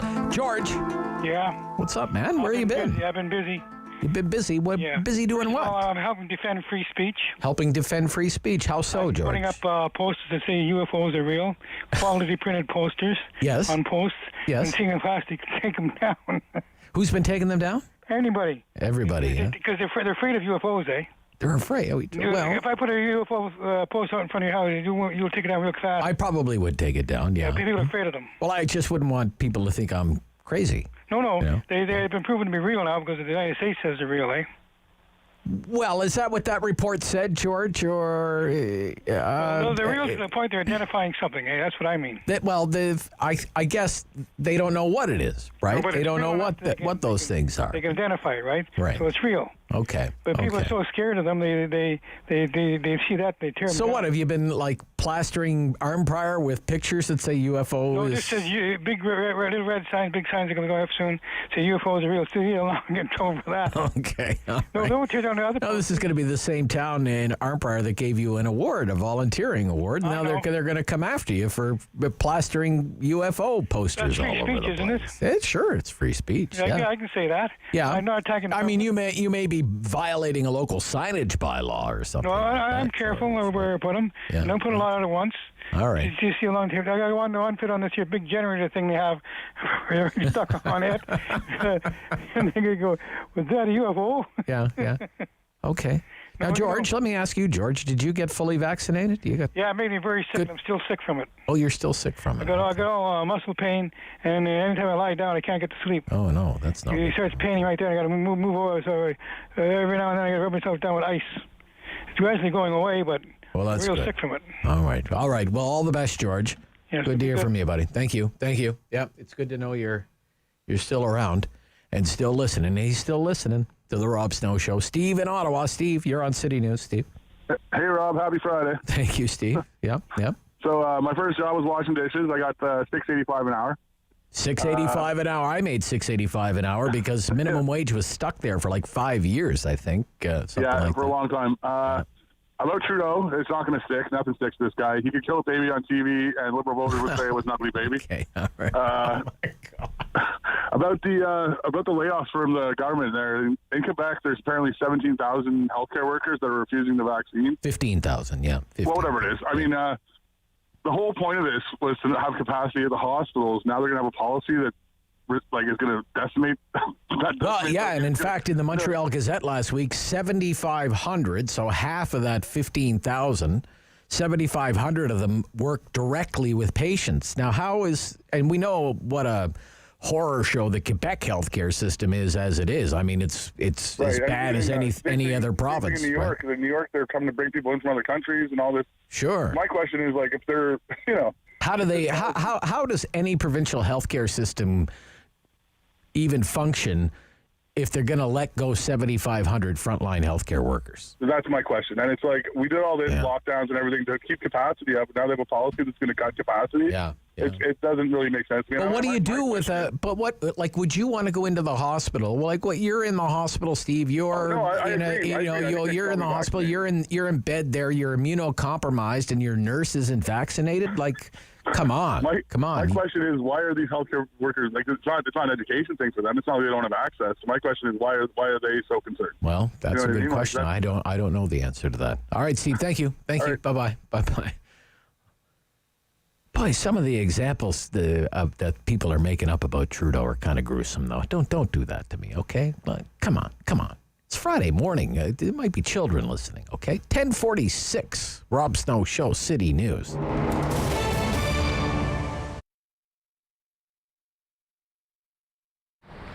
Papa Jack was started 14 years ago, really by accident more than anything. A friend of mine had bought a grocery store.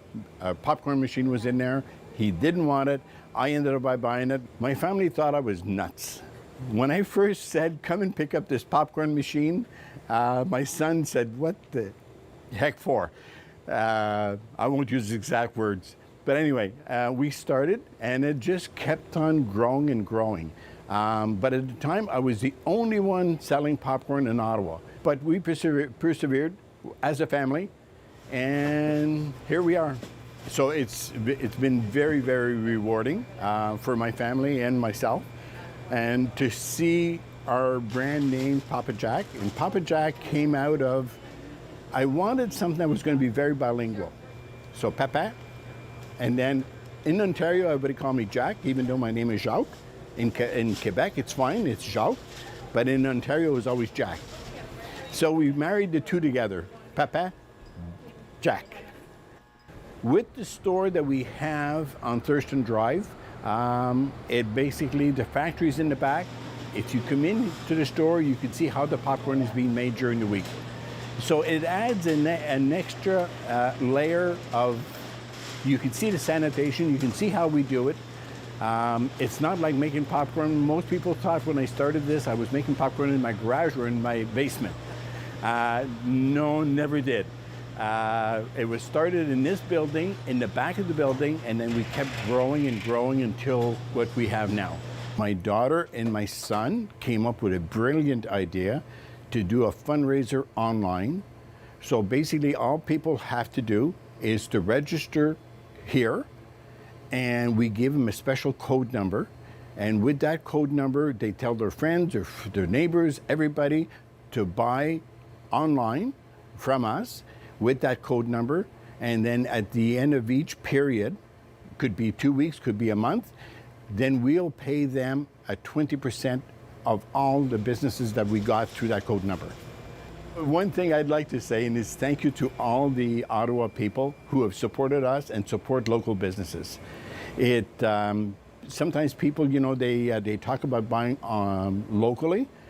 Now it becomes that much more important to buy locally, to support your local businesses, because not too many of them are going to survive this.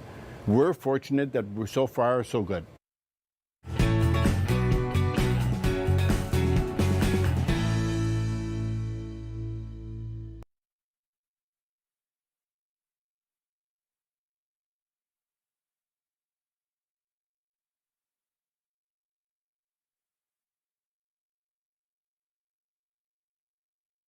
Hello. On the Rob Snow Show. The phone lines are open at 613-750-1310. Now, the Rob Snow Show continues. Final few minutes of the Friday Free-for-All Talkback Hour at 750-1310. Peter in Ottawa. Peter, you're on City News. Morning, Rob. Morning, just a reminder, a couple of years ago when the Indigenous protester crashed a Liberal fundraiser. Yes. Trudeau said thank you, and thank you for your donation. Thank you for your donation. Yeah, they were protesters from Grassy Narrows, where their water has been contaminated for decades with mercury, right? And, that's right. And yet, when Teresa Spence was behind the Supreme Court building on Victoria Island, I believe, he was down there almost every day for photo ops with her. So when it suits him, he's there. Yeah. But he's not really there for anyone but himself. Well, I just find the whole thing insulting that he would do that yesterday. Insulting. Especially when he he hectors everyone else about how they should behave. Yeah. Yeah. Now, going on the vaccine passports, I went to a pub last night. Okay. Yeah. Young lady asked me to see my vaccine certificate. I showed her. Good. And I asked her to see hers. Oh, yeah, she doesn't have to have one, but she doesn't have to have one. But did she have one anyway? So no, she sort of stared at me in awe. Oh, okay, all right. And I don't understand. I don't understand that one, but she should really have it anyway, because what if she wants to go out and have dinner somewhere else, right? Well, she told me she was vaccinated. I said, well, what about the rest of the employees in here? And her response was, well, I think they are. I said, well, if they are, why don't you put a sign on your front door saying all of our employees are fully vaccinated so that people can feel safe? Yeah. So I have to show a vaccine to go into a pub or vaccine certificate, but I don't have to show one at a grocery store. And yet those people at the grocery store are just as exposed to all these people coming in unvaccinated as the ones in the pub. And that's why people lose confidence in this system. Okay. All right, Peter. Thank you. Thanks. Yeah, bye-bye. David in Lowertown. Good morning, David. You're on City News. Good morning. Hi. I'm not seeing a big difference between Justin Trudeau and the Donald Trump of his term when it comes to not doing the right thing, so to speak. I'm just sort of, for an example, say if there'd been a designated Memorial Day for George Floyd. Right. Or for Black Lives Matter. Right. And and Donald Trump chose to go golfing that way or go to the beach or whatever. He would have been lambasted all over the front pages of every paper in the U.S. Yes. Whereas if you pick up a copy of the Ottawa Citizen today, you don't see anything at all on the front page about that. And I just, as you say, it comes across as arrogant. It comes across as smug. It comes across as, well, it doesn't matter. I can do what I want. You're stuck with me for another 18 months or 4 years, whichever comes last. Whatever it is. That's what it comes across as, just like, I don't care. Okay. All right, David. Thank you. Yeah, well, isn't that a great point, eh? The comparison to Trump is very interesting that he makes. I mean, he was bound to be found out, and his people were bound to be found out, right? Because they release his itinerary every day. And it said private meetings, Ottawa. Which, if you were a news reporter, you're going to check what the Prime Minister is doing on the very first day of National Day Truth and Reconciliation. Because you will want to know, is the Prime Minister going to make a public appearance today? Is he going to do a photo op? Is he going to make a speech? Is he going to attend one, two, or many of the hundreds of ceremonies that are happening all across the country? But instead, his itinerary says private meetings. So Brian Passafume from Post Media happened to notice that the Prime Minister's jet, Canned Force 1, was airborne. He has a way of figuring out how you can track. There are like flight tracking websites or whatever, and he was tracking Canned Force 1 and eventually noticed throughout the day it's headed west. It's headed west to Tofino, which we all know is a favorite spot for the Prime Minister. So, of course, then the rest of the reporters start making inquiries with the PMO. Hey, is the Prime Minister really in Tofino today? On today? He's there today of all days? And then it was like, cue the spin from the PMO.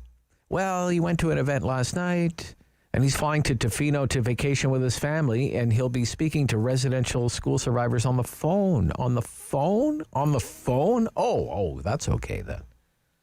He was invited to the First Nation near Kamloops, where they found more than 200 unmarked graves. He was invited there twice, and the PMO declined the invitation. And he didn't go to the ceremony. even though he's in British Columbia.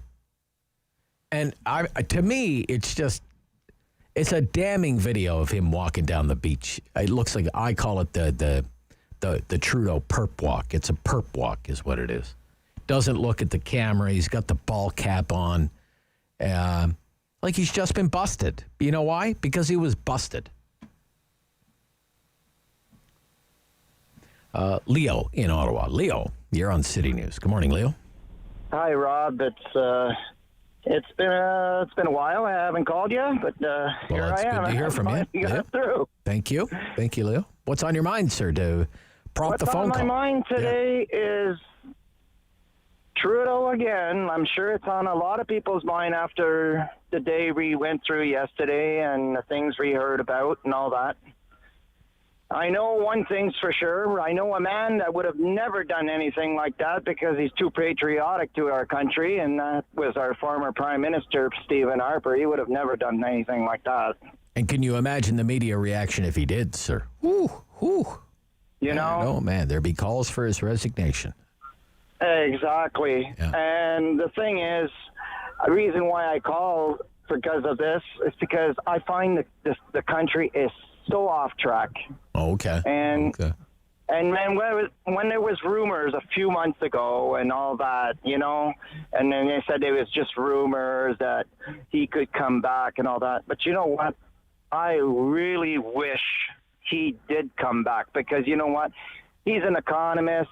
He knows how to put this country back on track. Yeah. He was a good prime minister for the 10 years that he was there.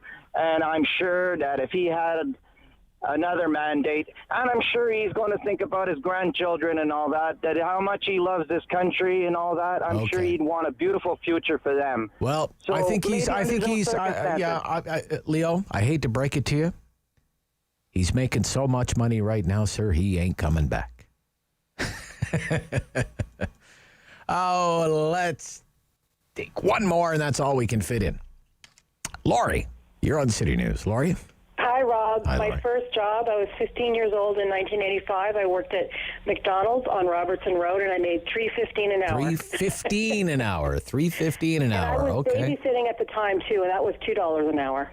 $2 an hour. Wow, you had two jobs. You were moonlighting already. And my daughter is the same age now, like 15, and she's working at a fast food type of restaurant and making great money. Like Like more than minimum wage? More than minimum? the same, plus they get tips. Okay. And they're giving her more hours than she can work. Her checks, I mean, from the summer for a 15-year-old, $800+. Wow. But I did want to share this. I thought the reason why these restaurants don't have staff is because kids are, living it up on CERB. I think it's a stressful job for these kids. And oh, yeah, it must be stressful for anybody working in any kind of service-related industry right now. They throw them into the lion's den without hardly any training.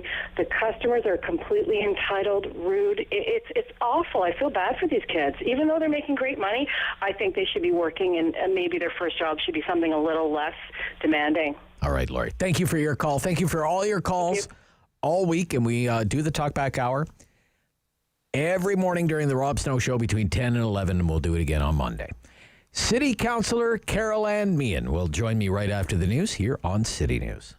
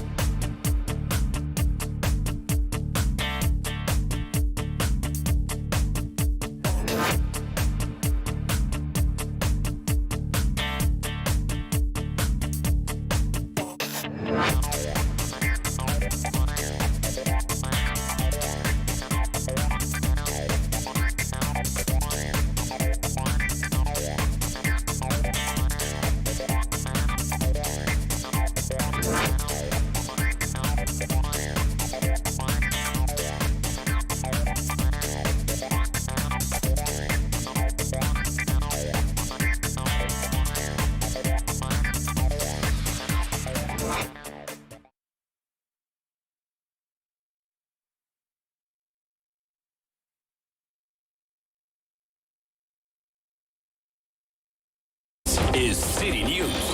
CIWW 1310 AM in Ottawa. And CJET 1011 FM in Smiths Falls and the Valley.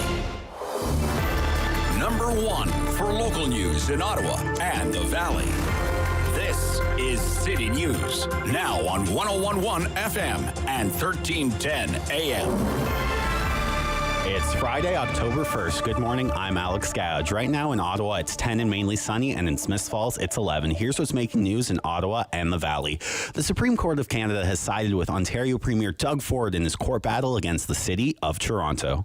Canada's top court has upheld a provincial law that cut the size of Toronto City Council nearly in half during the last municipal election in 2018. In a split decision issued this morning, the Supreme Court found the change did not violate the free expression rights of candidates or voters. The municipal campaign was well underway when the Tory-dominated Ontario legislature passed a law to reduce the number of council seats in Toronto to 25 from 47. Ford argued at the time that the change would streamline council operations. Adam Burns, The Canadian Press, Toronto. City News time, 11:02. Now with a look at the forecast, here's City News meteorologist Jill Taylor. Plenty of sunshine for most areas today, the high 16 degrees, and that's right about average. Light rain begins tonight after 8 or 9 o'clock tonight, 10 for the low. For today, the high 16. Right now in Ottawa, it's 10 and mainly sunny, and it's 11 in Smiths Falls. Ontario health officials are reporting 668 cases of COVID-19 today and 647 from yesterday. There are 55 cases in Ottawa over the past 2 days. None in Renfrew County yesterday, but 6 infections are being confirmed today. Elsewhere locally, Lee's Grenville Lanark saw 8 new cases over the past 2 days, while 66 were reported in the Eastern Ontario Health Unit during that same period. Currently, the positivity rate sits at 1.8% after over 35,000 tests were conducted yesterday and over 38,000 the day before. The province did not report new COVID-19 data yesterday. And with back to school well underway, many are worried about the COVID transmission in school. Prushka Gobolkista has more details. With 2 elementary schools closed this week in Ottawa due to COVID outbreaks, there are now concerns about getting kids vaccinated as quickly as possible. Dr. Doug Manuel, senior scientist at the Ottawa Hospital, says the quicker we can get kids vaccinated, the better it will be for the long term. We need to think about how the vaccine benefits not only us, but people around us. So the more we get vaccinated as a community, the more likely we're all going to be living a normal life in the future. He also adds that although there are some parents worried about the vaccine, Dr. Manuel says focusing on the benefits is something to keep in mind. Perishko Gopal-Kista, City News. And I'm Alex Gouge. For news anytime, follow up online at ottawa.citynews.ca. Strong voice. Strong opinions. The Rob Snow Show returns on Rogers TV and City News. 1011 FM and 1310 AM. We are welcoming back to the Rob Snow Show the City Councillor, Gloucester-South Nepean Ward, Caroline Meehan. Good morning. Good morning, Rob. How are you? I'm very well. You're well? Friday. Yes, it is Friday. The sun's shining, upright and breathing. What could be better? Very good. Well, actually, don't ask me that because there's a long list of things that could be better. I suppose. I was just thinking, Carol, I've known Caroline for a long time now, and I was just thinking the minimum wage goes up today to $14.35 an hour. $14.35 an hour, and I was asking people during my talkback hour, what was the minimum wage when you started working, and what kind of work were you doing? Now, you were an Ottawa Valley girl at the time, working up there in Pembroke, probably working hard at something. Oh, my goodness. Yes, I was. Actually, my first job was a paper route I delivered the Pembroke Observer, and then in grade 9, I was hired on at Loblaws as a junior cashier. So I spent my all my high school years as a cashier for Loblaws, and I thought it was a fabulous job. It was a union job back then. Yes, and quite frankly, I'm too old to remember how much I got paid, but it was it was far below. Wasn't anywhere near $14.35 an hour. Oh nowhere. You'd be nowhere near you were that. probably thinking, gosh, if I could make $14 an hour, I'd be set. Right? Oh, my goodness. Rob, there was a point in my career that I thought if I could make $10,000 a year, I'd be set. Yes. Up 10 cents an hour today. Those lucky people. Today. My daughter just got her first job. Oh, okay. So I haven't really been paying attention to what she's making, but I think she'll be thrilled to think she's getting 10 cents more. Right. Okay. So look, let's talk about the state, such as it is, of public transit in the city. You think you put kind of an appeal out there on your social media this week that you think the city should explore getting its hands on some more buses. Why do you think that, Councillor? Rob, I just said what I think a lot of people are thinking, that if the Confederation line continues to be unreliable and we have to pull from other routes in order to supply the R1 service, then it's a no-brainer. We can't do it. We have to get some more buses in there, because this is having a ripple effect on commuters right across the city. We just don't have the buses in order to do it. So, we're going to have to do something, and I think getting a few more buses in there is going to be the answer. Where they're going to come from, I'm not sure. That's beyond my pay grade. Right. But right now, it's not looking I'm not very confident that this winter is going to be a good one when it comes to transit users in our city. Okay. Yeah, maybe, even if it's just a short-term lease kind of thing on some buses, right? Well, there are some possible solutions, but I think, yes, short-term leases would be a good idea. Pull from other cities that might have some vehicles. Right. Because the buses that we cut just before the LRT was launched are gone now. We don't have the availability of pulling those back. They're just not here.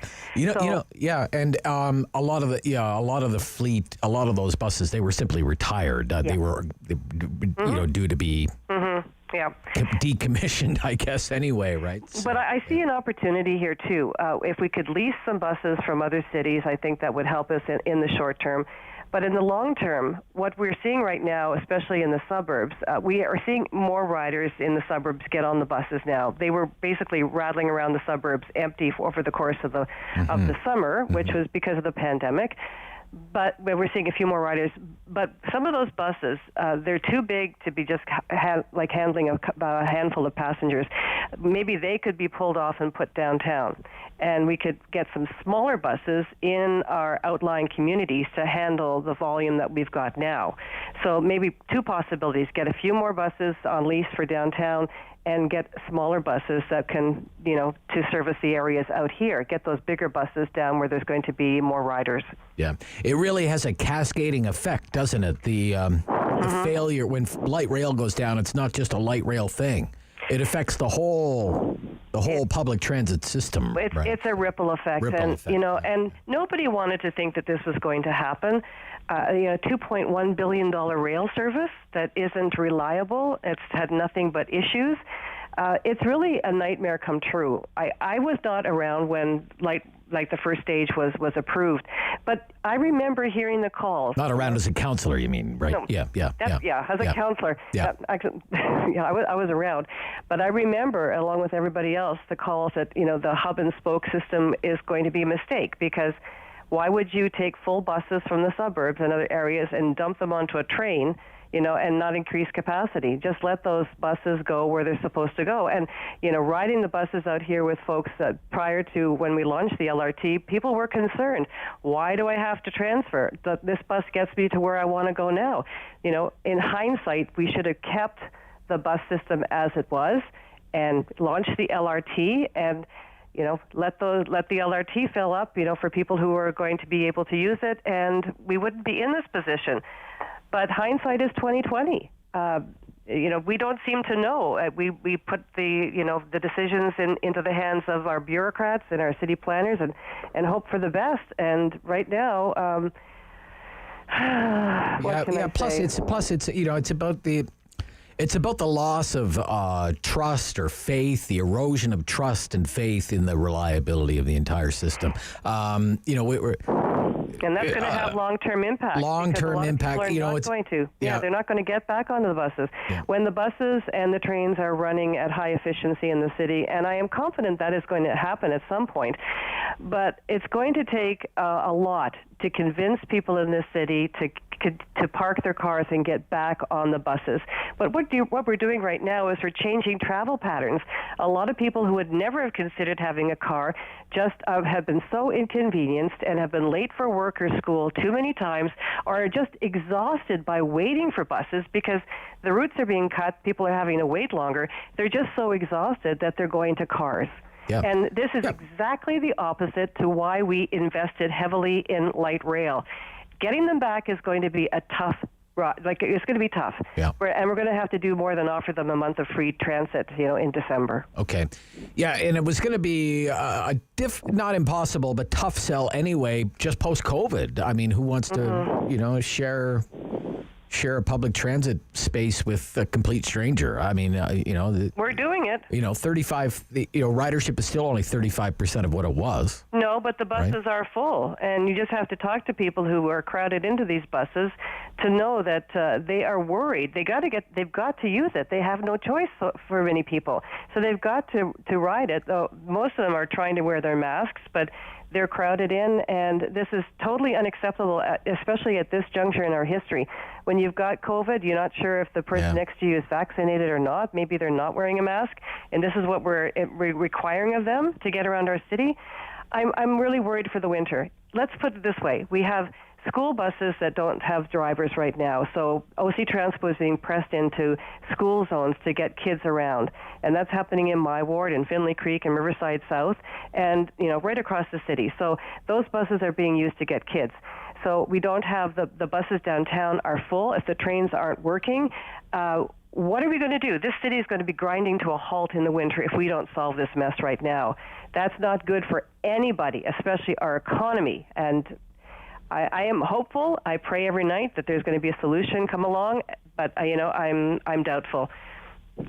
Okay. Did you read the letter from the Transportation Safety Board? That was what did you think of that? I was discouraged.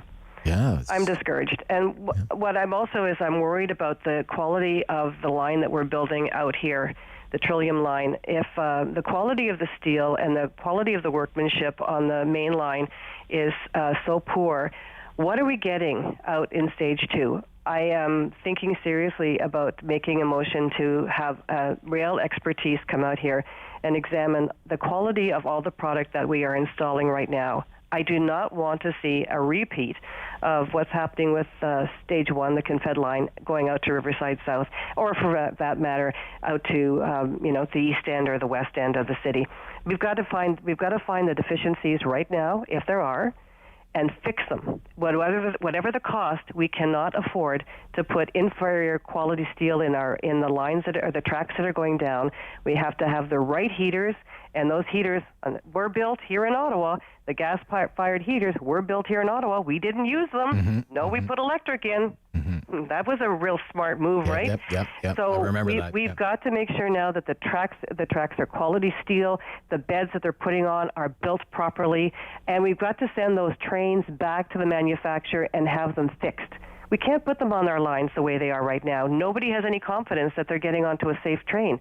So I think there's things that we can work on right now. I think the calls for judicial inquiry that I seconded, Catherine McKinney's motion, to find out where the lousy and bad decisions or corrupt decisions, I'm not saying that any of that's true, but we're going to have to figure out how this was allowed to happen. How do we spend so much money for such an inferior product? Thank you, Carol and Meehan. Nice to hear from you this Rob. morning, as always. Yes, the City Councillor for Gloucester-South, Nepean, Carol and Meehan. Steve Warne. Sens hockey tonight. Blue Jays lost last night. There's NFL football this weekend, though. We'll talk about it all. Steve Warne from the Sens Nation podcast here with us every Friday morning. Rob Snow Show on City News.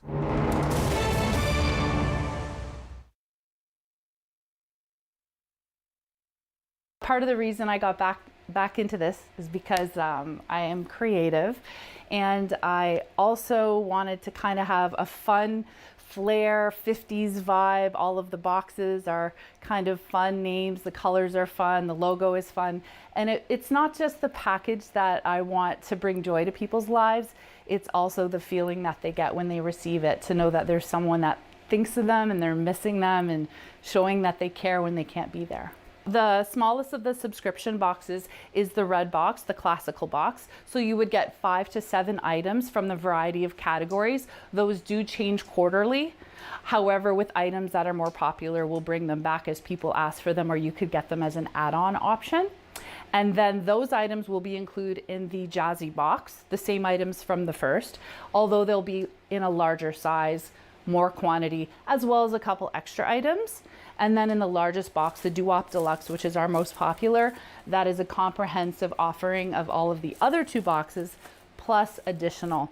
So for example, if you were to get a certain item in the smallest of the boxes, that item would still be offered in the large, but in a bigger size. So you're getting everything bigger, plus an extra few items. The first thing is I look for Canadian suppliers and manufacturers. That is something I'm very proud of. I make sure that the products are safe, that they fit into the packages that we offer, obviously. They have to be the proper size and weight. I have approximately 300 items that we have so far that we can order that basically help make people's lives easier. There's snacks, there's self-care items, there's entertainment, a little bit of everything. And basically I try it and test it, and if it's duly approved, then I include it in our packages. So some of the categories that we have is we offer treats, which is of course everyone likes treats, no matter how old you are. So we have things like nuts, chocolates, different types of snacks, maybe a handmade piece of jewelry. We also include pieces of jewelry as well, occasionally. We also have our pamper items. So your pamper items would include things like your bath soaks, your specialty lotions, things like that. 2 other categories we offer are leisure. Leisure would include things such as puzzles, adult coloring books, paint by numbers, crosswords, word find, Sudoku, if that's how you say it. And we also have items for self-care and health. So masks, sanitizers, sanitizing wipes. They're all natural, non-drying, made with natural ingredients. So they're very good for everyone, especially in this time that we're dealing with. The world is changing. So keep up with Rob. The Rob Snow Show returns on Rogers TV and City News, 101.1 FM and 1310 AM. In sports, Steve Warne is back. Sens Nation podcast, Steve Warne Project. Good morning. Good morning, Rob. Yeah, it's great to hear from you. Been too long, Steve. Is that it for the Blue Jays, you think? Are they done or what after losing last night? What do you think, Steve? If they had any other opponent than they have this weekend, I'd say probably. But because it's Baltimore, that's the worst team in baseball. I don't write it off. They do have to sweep the Orioles and then hope that either Boston or actually both Boston and Seattle go 2-1 this weekend or worse. So that's the circumstances. Usually going 3-0 against any ball club, that's a tall order. But because it's Baltimore, I'm not going to write the Jays off completely this weekend. Okay, all right. Not completely. So okay. So between slim and none, it's slim. I think that's fair. Yeah. It's really too bad if they go 2-1 against the Yankees. It's a much different story. But they lost 2 out of 3 of those games, critical games. So. And Ray was pitching a gem yesterday there for a while. So, disappointing. And there's a great Steve Simmons in the Sun papers today has a great point. Like they have this Cy Young worthy performance from Ray, and then they have a record breaking year from Simeon, right? That's his name, Simeon, right? Yeah. Yeah, Marcus Simeon. And they're both likely not going to be back with the team next season. So, because I believe they're both free agents now. So,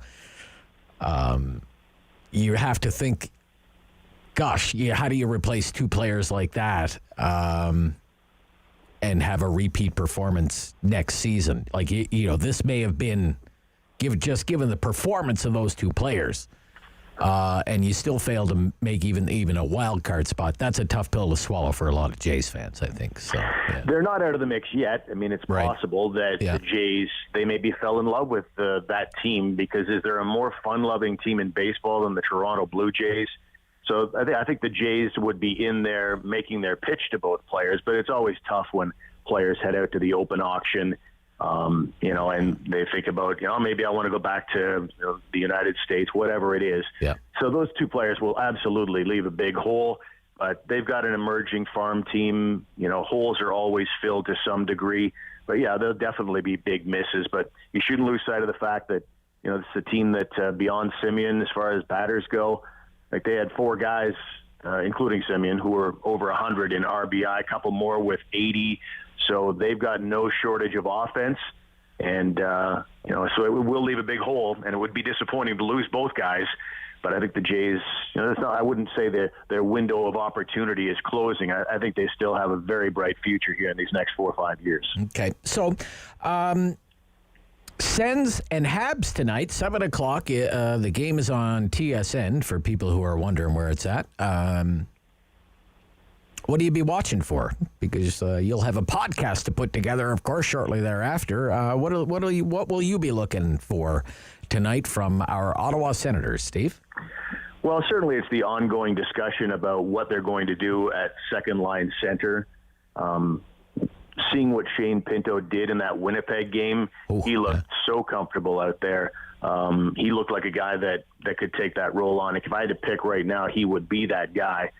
He's certainly a guy to keep an eye on. And I think what we're looking at now is a team that's transitioning a little bit based on the guys you're seeing dressing tonight, that they're starting to transition from the whole evaluation process to more of, the dress rehearsal, getting ready for the season ahead. They'd love to have Brady Tkachuk in tow for that, but they got to, meanwhile, the coaching staff has got to move on with life and have a look at some guys. And tonight's roster is very NHL-centric when you compare it to the team that went out against the Leafs and looked pretty bad in a 4-0 loss the other night. Okay.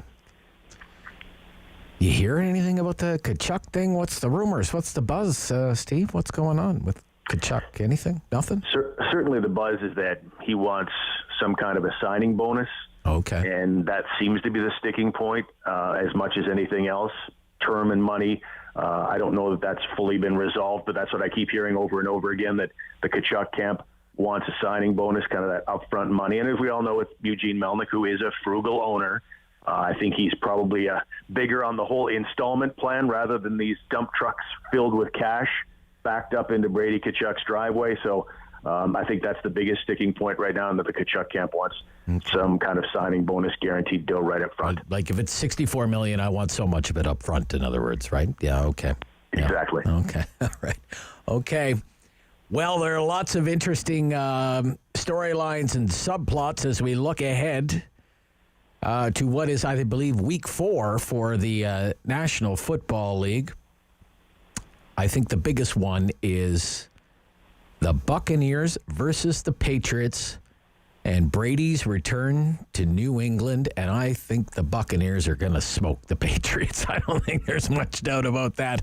That's the primetime game, 8:20 p.m. Sunday night. What do you anticipate happening there, Steve? Well, what I'm hoping is going to happen is that Bill Belichick immediately does a bunch of checks for Tom Brady and inflated footballs. That would be a fun that would start be in the good. pregame. Yeah. But yeah, I mean, it's certainly going to be a special evening for New England Patriot fans, who I think understand that the dynasty years are over, and they clearly ended when Tom Brady left. And I'll be interested to see what the response is. I would hope that it's thundering applause for everything that Tom Brady did with the New England Patriots. I think Belichick is still, I don't know, he still kind of seems to have a burr in his saddle about the whole process. He was saying this week that he wanted Tom Brady back, and that Tampa Bay had just offered something more.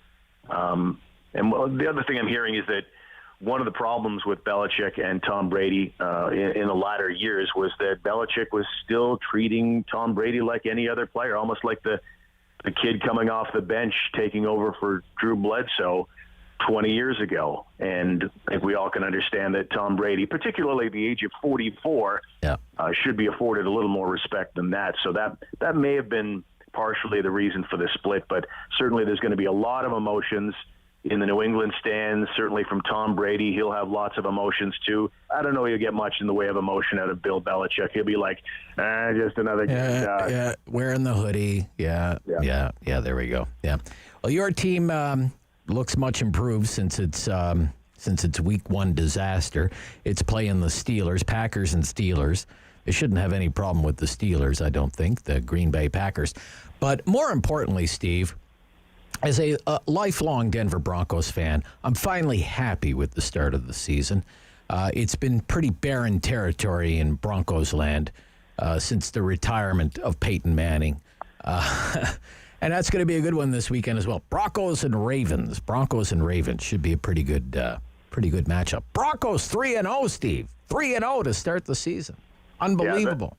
Their defense is among the best in the NFL, but that's a big old test they've got going because Lamar Jackson just gives you so many looks, even when you have this amazing defense, which Denver does, and that's why they're perfect so far in the season. Even when you've got everything figured out in the X's and O's, you've got the improvisation of Lamar Jackson. He can, just beat you in so many ways by expanding the pocket back there and extending plays, or by just flat out running down the field. He is one of the fastest guys in the league. He is such a special athlete. So that's going to be a big challenge for that Denver D, but certainly would be one I'd circle on the calendar for NFL fans to check out. Right. I guess that's going to be a late afternoon game. Okay. Enjoy the Sens game tonight, Steve. Thank you. You too, Rob. Yep. Talk soon. That's Steve Warne of the Sens Nation podcast and the Steve Warne Project. When we come back right after the news, 3 MPPs. It's Queen's Park Week in Review.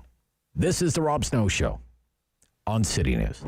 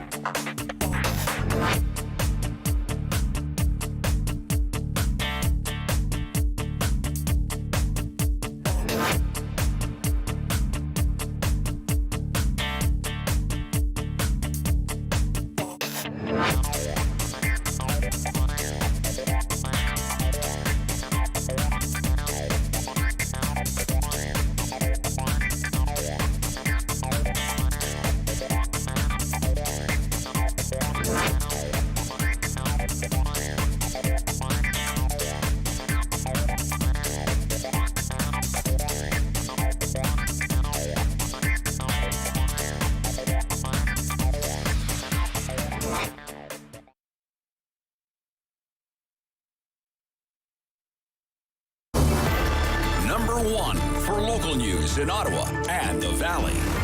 This is City News, now on 101.1 FM and 1310 AM. This is Friday, the 1st of October. Good morning. I'm Jason White. Right now in Ottawa, partly cloudy, 11 degrees, 13 in Smiths Falls. Here's what's making news this hour. Another school in Ottawa is shut down due to a COVID-19 outbreak. Marius Barbeau Elementary School in Herongate was closed yesterday after the virus spread through multiple cohorts. The closure could last up to 10 days. St. Benedict Elementary in Barrhaven remains closed because of the virus. More than 600 new cases of COVID-19 in Ontario each yesterday and again today. Two-day totals around here, according to the province: Ottawa 55, leads Grenville-Lanark 8, the Eastern Ontario Health Unit 66 new cases, and Renfrew County a 6-case total over 2 days. Provincial police in Lanark County are looking for the owner of a horse. The animal wandered out onto Highway 7 just east of Perth yesterday. The horse has been secured on private property and it's fine, but police are looking for anyone who's missing a horse and ask them to contact them. The free NCC Fall Shuttle to and from Gatineau Park begins this weekend. The shuttle's the only way other than walking or biking where you can be sure you'll hit the popular destinations. Masks are mandatory while on the shuttle and space is limited. The NCC says waiting for the bus will take longer than usual. City News Time 11:31. I'm Jason White. For news anytime, follow up online at ottawa.citynews.ca. Firm. Fair. Fun.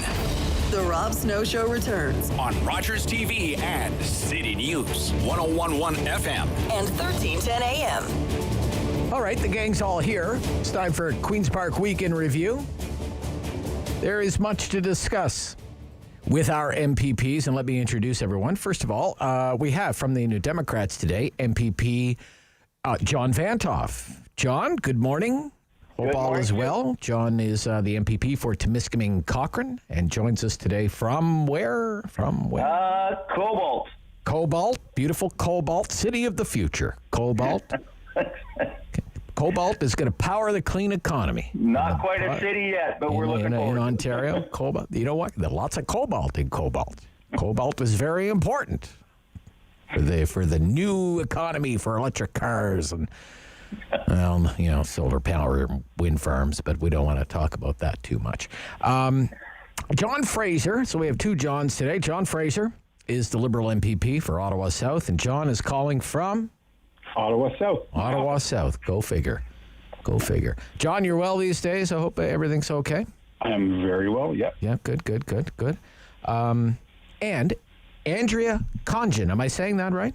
Very close. Khanjin. Progressive Conservative, MPP. The riding is Barrie-Innisfil. And you're calling in from where today? I'm calling in from beautiful Innisfil along Lake Beautiful Innisfil. Okay. Mm-hmm. Oh, I always begin. Lately, I've been doing this. John Vanthof in Cobalt, Ontario. What are you paying for gas up there? 142.3. 142. Ooh, 142.3. I had gas. That's why we want electric cars. Electric cars. Yeah.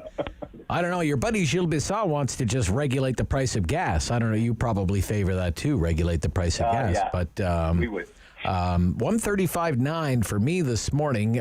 John is the miser. He usually shops around and gets it dirt cheap. John, what's the cheapest? Yeah, I waited too long this week, so I'm up where you are.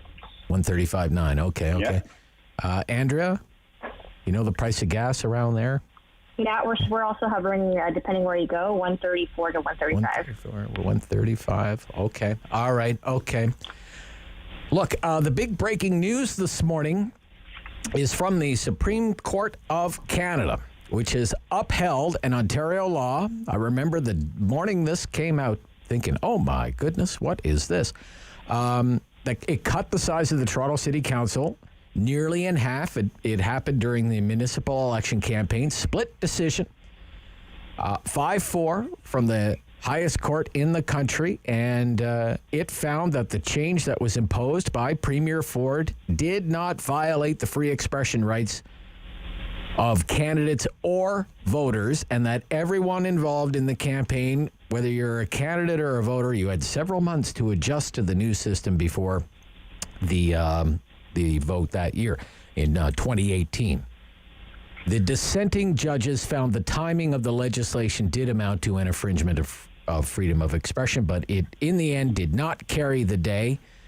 There were 47 wards The legislation moved it down to 25, with the justification being made it'll be a money saver, $25 million in streamlining council operations. There were great howls of outrage from the opposition when this happened. So now that it's all been settled by the highest court in the land, what is your reaction to it, John Vanthof? Obviously, we respect the court's decision. Obviously, it wasn't a unanimous decision. We don't agree, but again, we respect the court's decision. I think in the future, if we would form government, we would consult with the city and see what the city and what the people who represent that city believe how their citizens could be best represented and go forward from there. Okay. John Fraser? Yeah, Rob, it was a split decision, as you say. And look, we were never going to put the toothpaste in the tube that Doug Ford squeezed out over the last 3 years. And when I think about the decision and reminded me of what happened in those first few months of 2018, I think about all the other things that he wanted to change or tear down, like basically taking workers' rights away, their paid sick days, stopping the increase to minimum wage, firing the Environment Commissioner, hacking out a plan for autism and replacing it with nothing. And then, the other thing it reminds me of is he fired the child advocate, the person who protects the most vulnerable children in Ontario. He fired him. Who does that? That's what this morning's decision reminds me of. Okay. Why does it remind you of? Why does the decision about the number of wards remind you of something like that? Well, because it was part of a flurry of things that Doug Ford tore down. Okay. Tore apart and didn't replace it with anything. I remember that summer of 2018, and I'm sure John does as well too. And it was, it wasn't good for the people of Ontario. And this decision, like I say, we're never going to put that toothpaste back in the tube. It's 3 years. I don't know. I don't know. I was at another radio station in town at the time when that happened, but people would call my show, the Rob Snow Show, and say, I wish you would do the same thing to the Ottawa City Council. Right? Let's cut the Ottawa City Council down to size. There's a lot of dead weight there. I guess it's 4 to 5 judges said, you can do this, but maybe we shouldn't do it in the middle of an election. So I think that was their point. 4 to 9 said that. And right. I think John would agree that's reasonable. Okay. Andrea, what was if you go back to 2018, what was the Premier's motivation for doing this in the first place? Certainly. John Fraser had mentioned it, wasn't good for the people of Ontario. Well, the people of Ontario made it clear that, the Liberal Party wasn't good for Ontario and voted them out after, 15 years of their ability to, get things back on track, and it wasn't there. And we said at the very get-go of it all, we want to bring respect back to taxpayer dollars, and we weren't afraid to make those, those tough decisions for the right outcomes. And, that's the job of a responsible government is to make those tough decisions. And today we've heard that, Ontario acted constitutionally and will, continue to work with our municipal partners to, help them out when they need it most. Yeah. And certainly the pandemic has proven that the City of Toronto is well-equipped to govern and well-equipped to respond to its citizens. Because if a pandemic doesn't prove how well a city works, then I'm not sure what would. But certainly the city proved that they can work during that pandemic very effectively with the current makeup of their council, and it's tested tried and true during this pandemic. Yeah, I guess, I just wonder... where were the clarion calls for something like this, though, Andrea? Yeah, like I say, it doesn't really affect me, the size of Toronto City Council. I live in Ottawa, where now we're a city of 1 million people as opposed to more than 4 million people in the city of Toronto. And our city council is now of the same size as the Toronto City Council. So I don't know if that makes any sense. Maybe that bolsters the case that we could do with a fewer city councillors here, or maybe Toronto has too few city councils. I don't know. Who knows? But I guess when I think back to that day and waking up to that breaking news, I just don't remember anybody saying, gee, I wish we had half the number of city councillors in Toronto. Was it the accusation, for example, Andrea, has been made? It was just Doug Ford was a one-term city councillor and he wanted to settle some scores. What do you say to that? I mean, I would say everyone wants to have, efficient and flexible government that understands, things that we need in our communities when it comes to effective services. In Innisfil, you look at ways that we've used the Municipal Modernization Fund and the Rural Ontario municipal funds in order to run more efficient and flexible government. And that the people who win from that is the local, the taxpayers, the local community members, and the residents.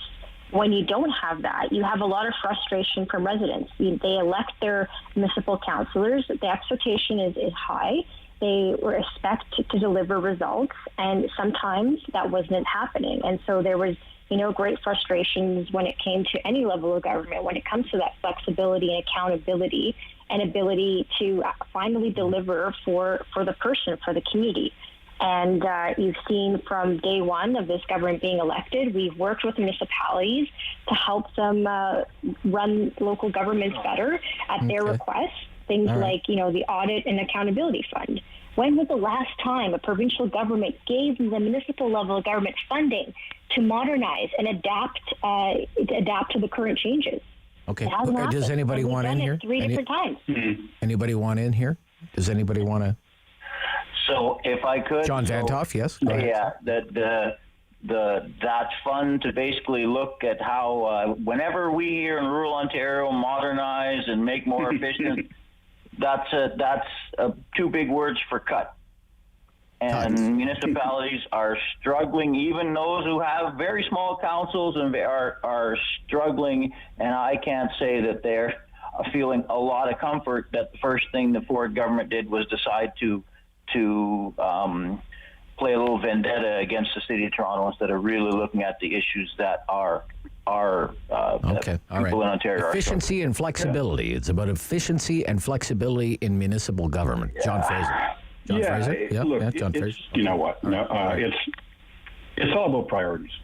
And Doug Ford's priorities were making a cut to Toronto City Council that really we didn't talk about in the election and nobody asked for. Taking away a minimum wage that people asked for. Taking away paid sick days. Taking away protections for young people. Well, on the minimum. Children's advocate. No, I'm trying all right. carrying things down. I know. Well, John Fraser knows it all too much. If we're trying to end a culture of waste and mismanagement, you can't count on the Liberals to do it. That's the premise here, is ending a culture of waste and mismanagement. So I don't know. You cut a children's program for autism, and you put nothing in its place. Oh, believe me, John. No party can take any heat from the Liberals when it comes to autism. Well, okay, you had parents bringing their children to the legislature for crying out loud and threatening to leave them there because of your record on autism. Yeah, but come on, John. We put forward a plan that the government of the day. Oh yeah. 14 and a half years later, John. In 2018. That the government tore down, and then to the government, said to the families, here, we're just going to give you this money, and then we want you to go away.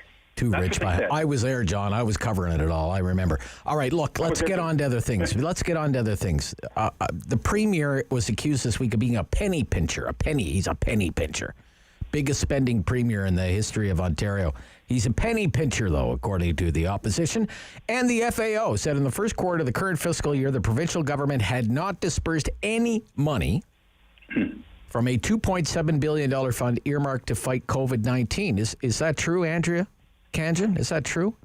Well, thanks for the question. I would say this, it gets pretty technical when you compare different things from public accounts and the FAO, but I think what we need to remember is accounting 101 for the financiers of the world. And you have to remember, when it comes to things like the $1.7 billion referred to in the report, that's referring to the 2019 response transfer payment program, and the claim that no spending had occurred isn't exactly accurate. And the reason for that is because, again, it's a moment in time. We know, quarterly we do our different spending. Sometimes when you spend, it's not reflected to the next quarter, which is why the government has things like public accounts, which then shows what was spent. I imagine that the best example to really to paint this is the expenses for lab testing, for instance. That occurred in the first quarter, but it wasn't recorded in the first quarter. It was only registered in the second quarter. So that, kind of gives you, takes you back to accounting 101, right? Accounting 101. Never took it. Okay. John Vanthof, Cobalt, Ontario. Is it true? The FAO, we've heard the explanation here that some of the spending may be recorded later in the public accounts. Fair enough. But the FAO has issued this report that says the government did not disperse any money from a $2.7 billion fund earmarked to fight COVID-19. So first, how do you take that?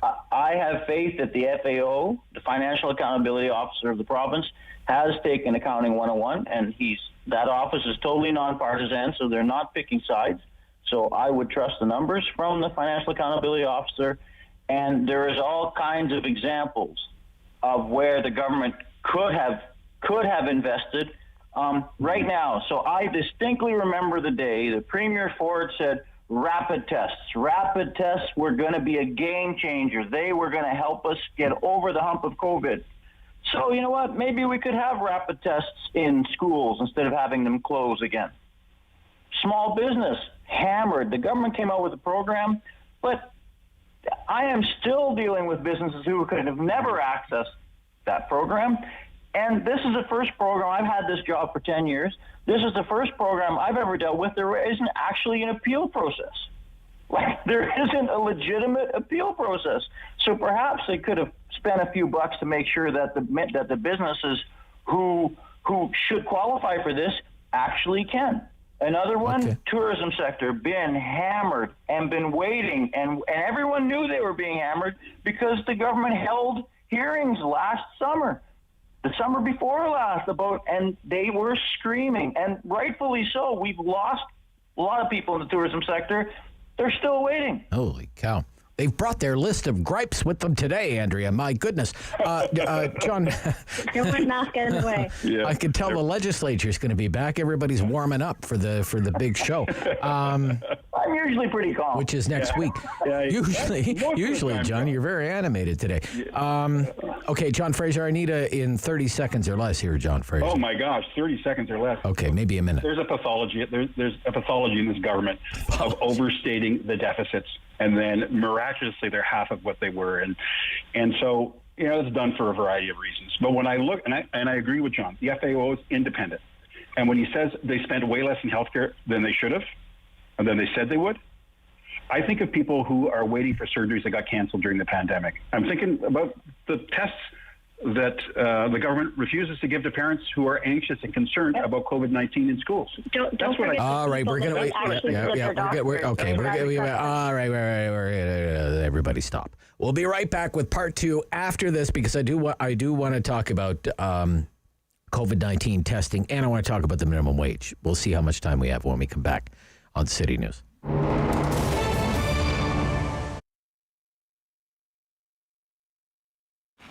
I started, as I said, at Lester's barber shop, and it was kind of, it was one of those things that it was just an opportune time for me to get into it, just because he had decided that he was going to retire after the fire, and then the opportunity presented itself that I could open my own shop. And so I went from 150 square foot space on St. Patrick's Street to a 600 square foot space just on Beechwood to now here, and I'm in a 1,400 square foot space now.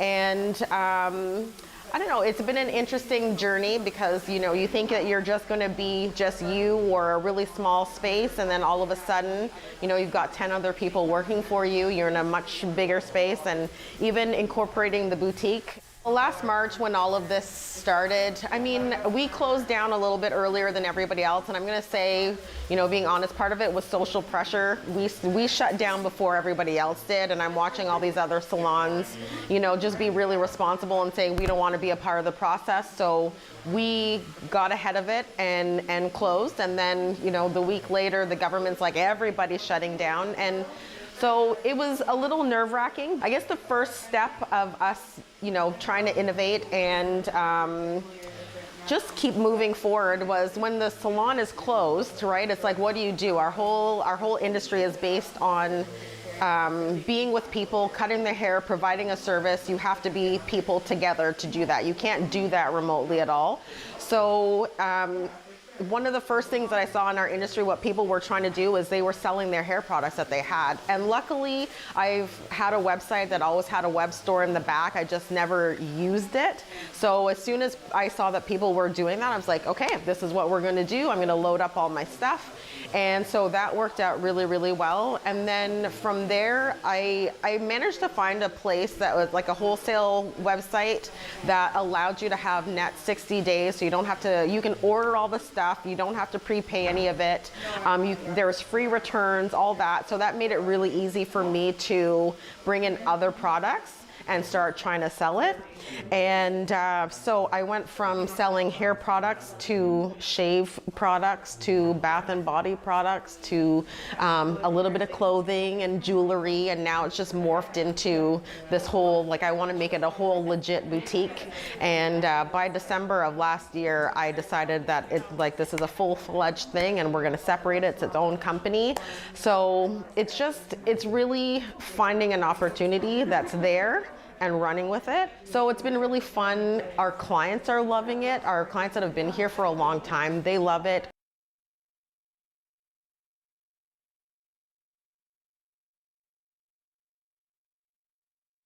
It's a pillar of community opinion.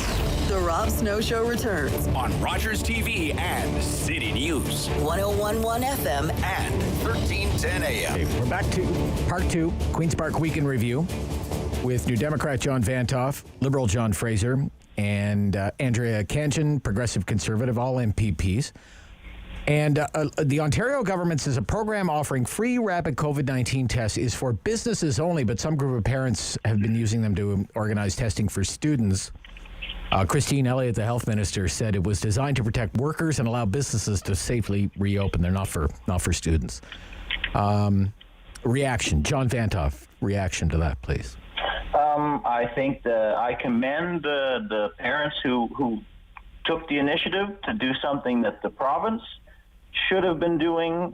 We know that schools could be a vector, and the province should have stepped up to the plate. And because in the end, if we end up closing schools, that's going to hurt businesses just as much. So really, you have to look at this from a medical point of view, and schools should have access.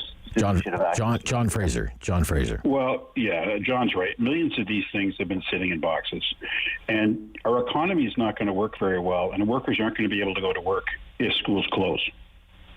And so I think parents who've done this are reasonable.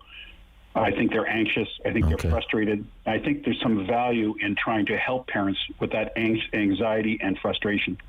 And yesterday, the chief medical officer of health said, yeah, well, we're getting a plan together to do them in schools. It's October. We should have been doing this in August. It just doesn't make sense. Okay, doesn't make sense. I can understand why parents are frustrated, and they're very angry.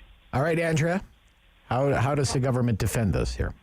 Well, I say, at the beginning of this interview, we didn't want math to get in the way. Now the opposition don't want science to get in the way. But if you look at the science, if you follow the science, the advice of the chief public health officer, what do we know? We know it's in the best interest of everyone for mental health to keep schools open. In order to keep schools open, we can't have things that these antigen tests are not fully accurate, especially they're even less accurate for children and young people. So if the goal here is to have less disruption in schools and less closures of schools, then we have to go along with the advice of the chief public officer, which is cohorting in schools, masking. We have HEPA filters in schools. Kindergarten classes have portable HEPA filters in schools, and that protects the younger population of schools that can't get vaccinated.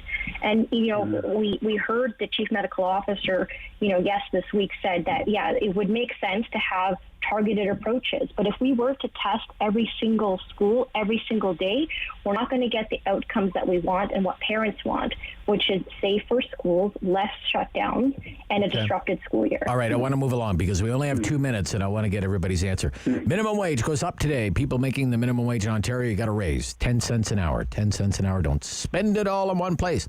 $14.35 an hour. Now, what we're going to hear from John Fraser is these people already would have made $15 an hour, and actually there would have been raises subsequent to that. I guess 3 raises or something, right, John? Right? Yeah, you just stole it all from me, so I guess we should just move on. Just kidding. No, okay. All right. No. What do you think of the minimum wage? Minimum wage, $14.35 an hour. Well, look, $14.35 hour, you tell me as an individual how you can survive on that, just as one person. Well, if I'm 15 years old and I'm working at Wendy's making $14.35 an hour and I live in Orleans and with my mom and my dad in a 5,000 square foot home, I'm doing just fine, John. You're doing just great. Yep. No, right? you would be. Yeah. But if you're trying to raise a family, if you're trying to get ahead, if you're trying to save a little bit for yourself, you can't do that. And I just go back to it. There was no need for the Premier to come in and one of his first acts to say, no, there's not going to be that raise to the minimum wage. Right? Okay. All right. It came at a cost to a lot of people. All right. And that's where you see the consequence. John Vanthof, 30 seconds, John Vanthof, 30 seconds on the minimum wage. Minimum wage should be higher. I can't give John a pass on this because the Liberals sat on minimum wage, froze it, and then right before an election they bumped it up, and that's really hard on employers too. Doesn't sound like something the Ontario Liberals needs to be attached to inflation because 80 cents a day isn't going to help anybody who's trying to pay for the increase in food that's happened. You talked about gas this morning. Yeah. Some of those minimum wage people in my part of the world have to drive to Tim Hortons to work there. So, so at the very least, minimum wage needs to be tied to inflation so that we don't basically starve people out of the economy. 20 seconds, Andrea. It's so unfair. 20 seconds on the minimum wage. Ontario's minimum wage has risen by 25%, while the consumer price index has risen by less than 7%. Our government is focused on getting people back to work, whether it's a second career program, investing in skills trades. We got to invest in these higher paying jobs so people have the income they need to pay for higher prices or higher groceries, etc. And Ontario's minimum wage is the 3rd highest amongst all the other provinces. 3rd highest. Okay. It's an extra $4 a week for everybody making minimum wage. We have to run. Thank you very much, everybody. Bye-bye. Yep, bye-bye. Queen's Park Week in Review back on Monday with the Rob Snow Show on City News. The Rob Snow Show. Weekdays at 9 on Rogers TV and City News.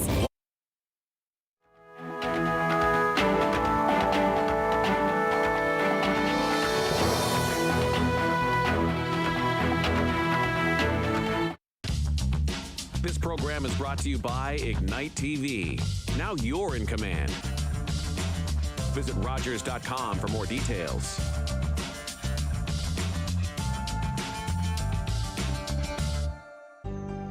Call the Rogers TV viewer response line, email us, or connect with us on social media.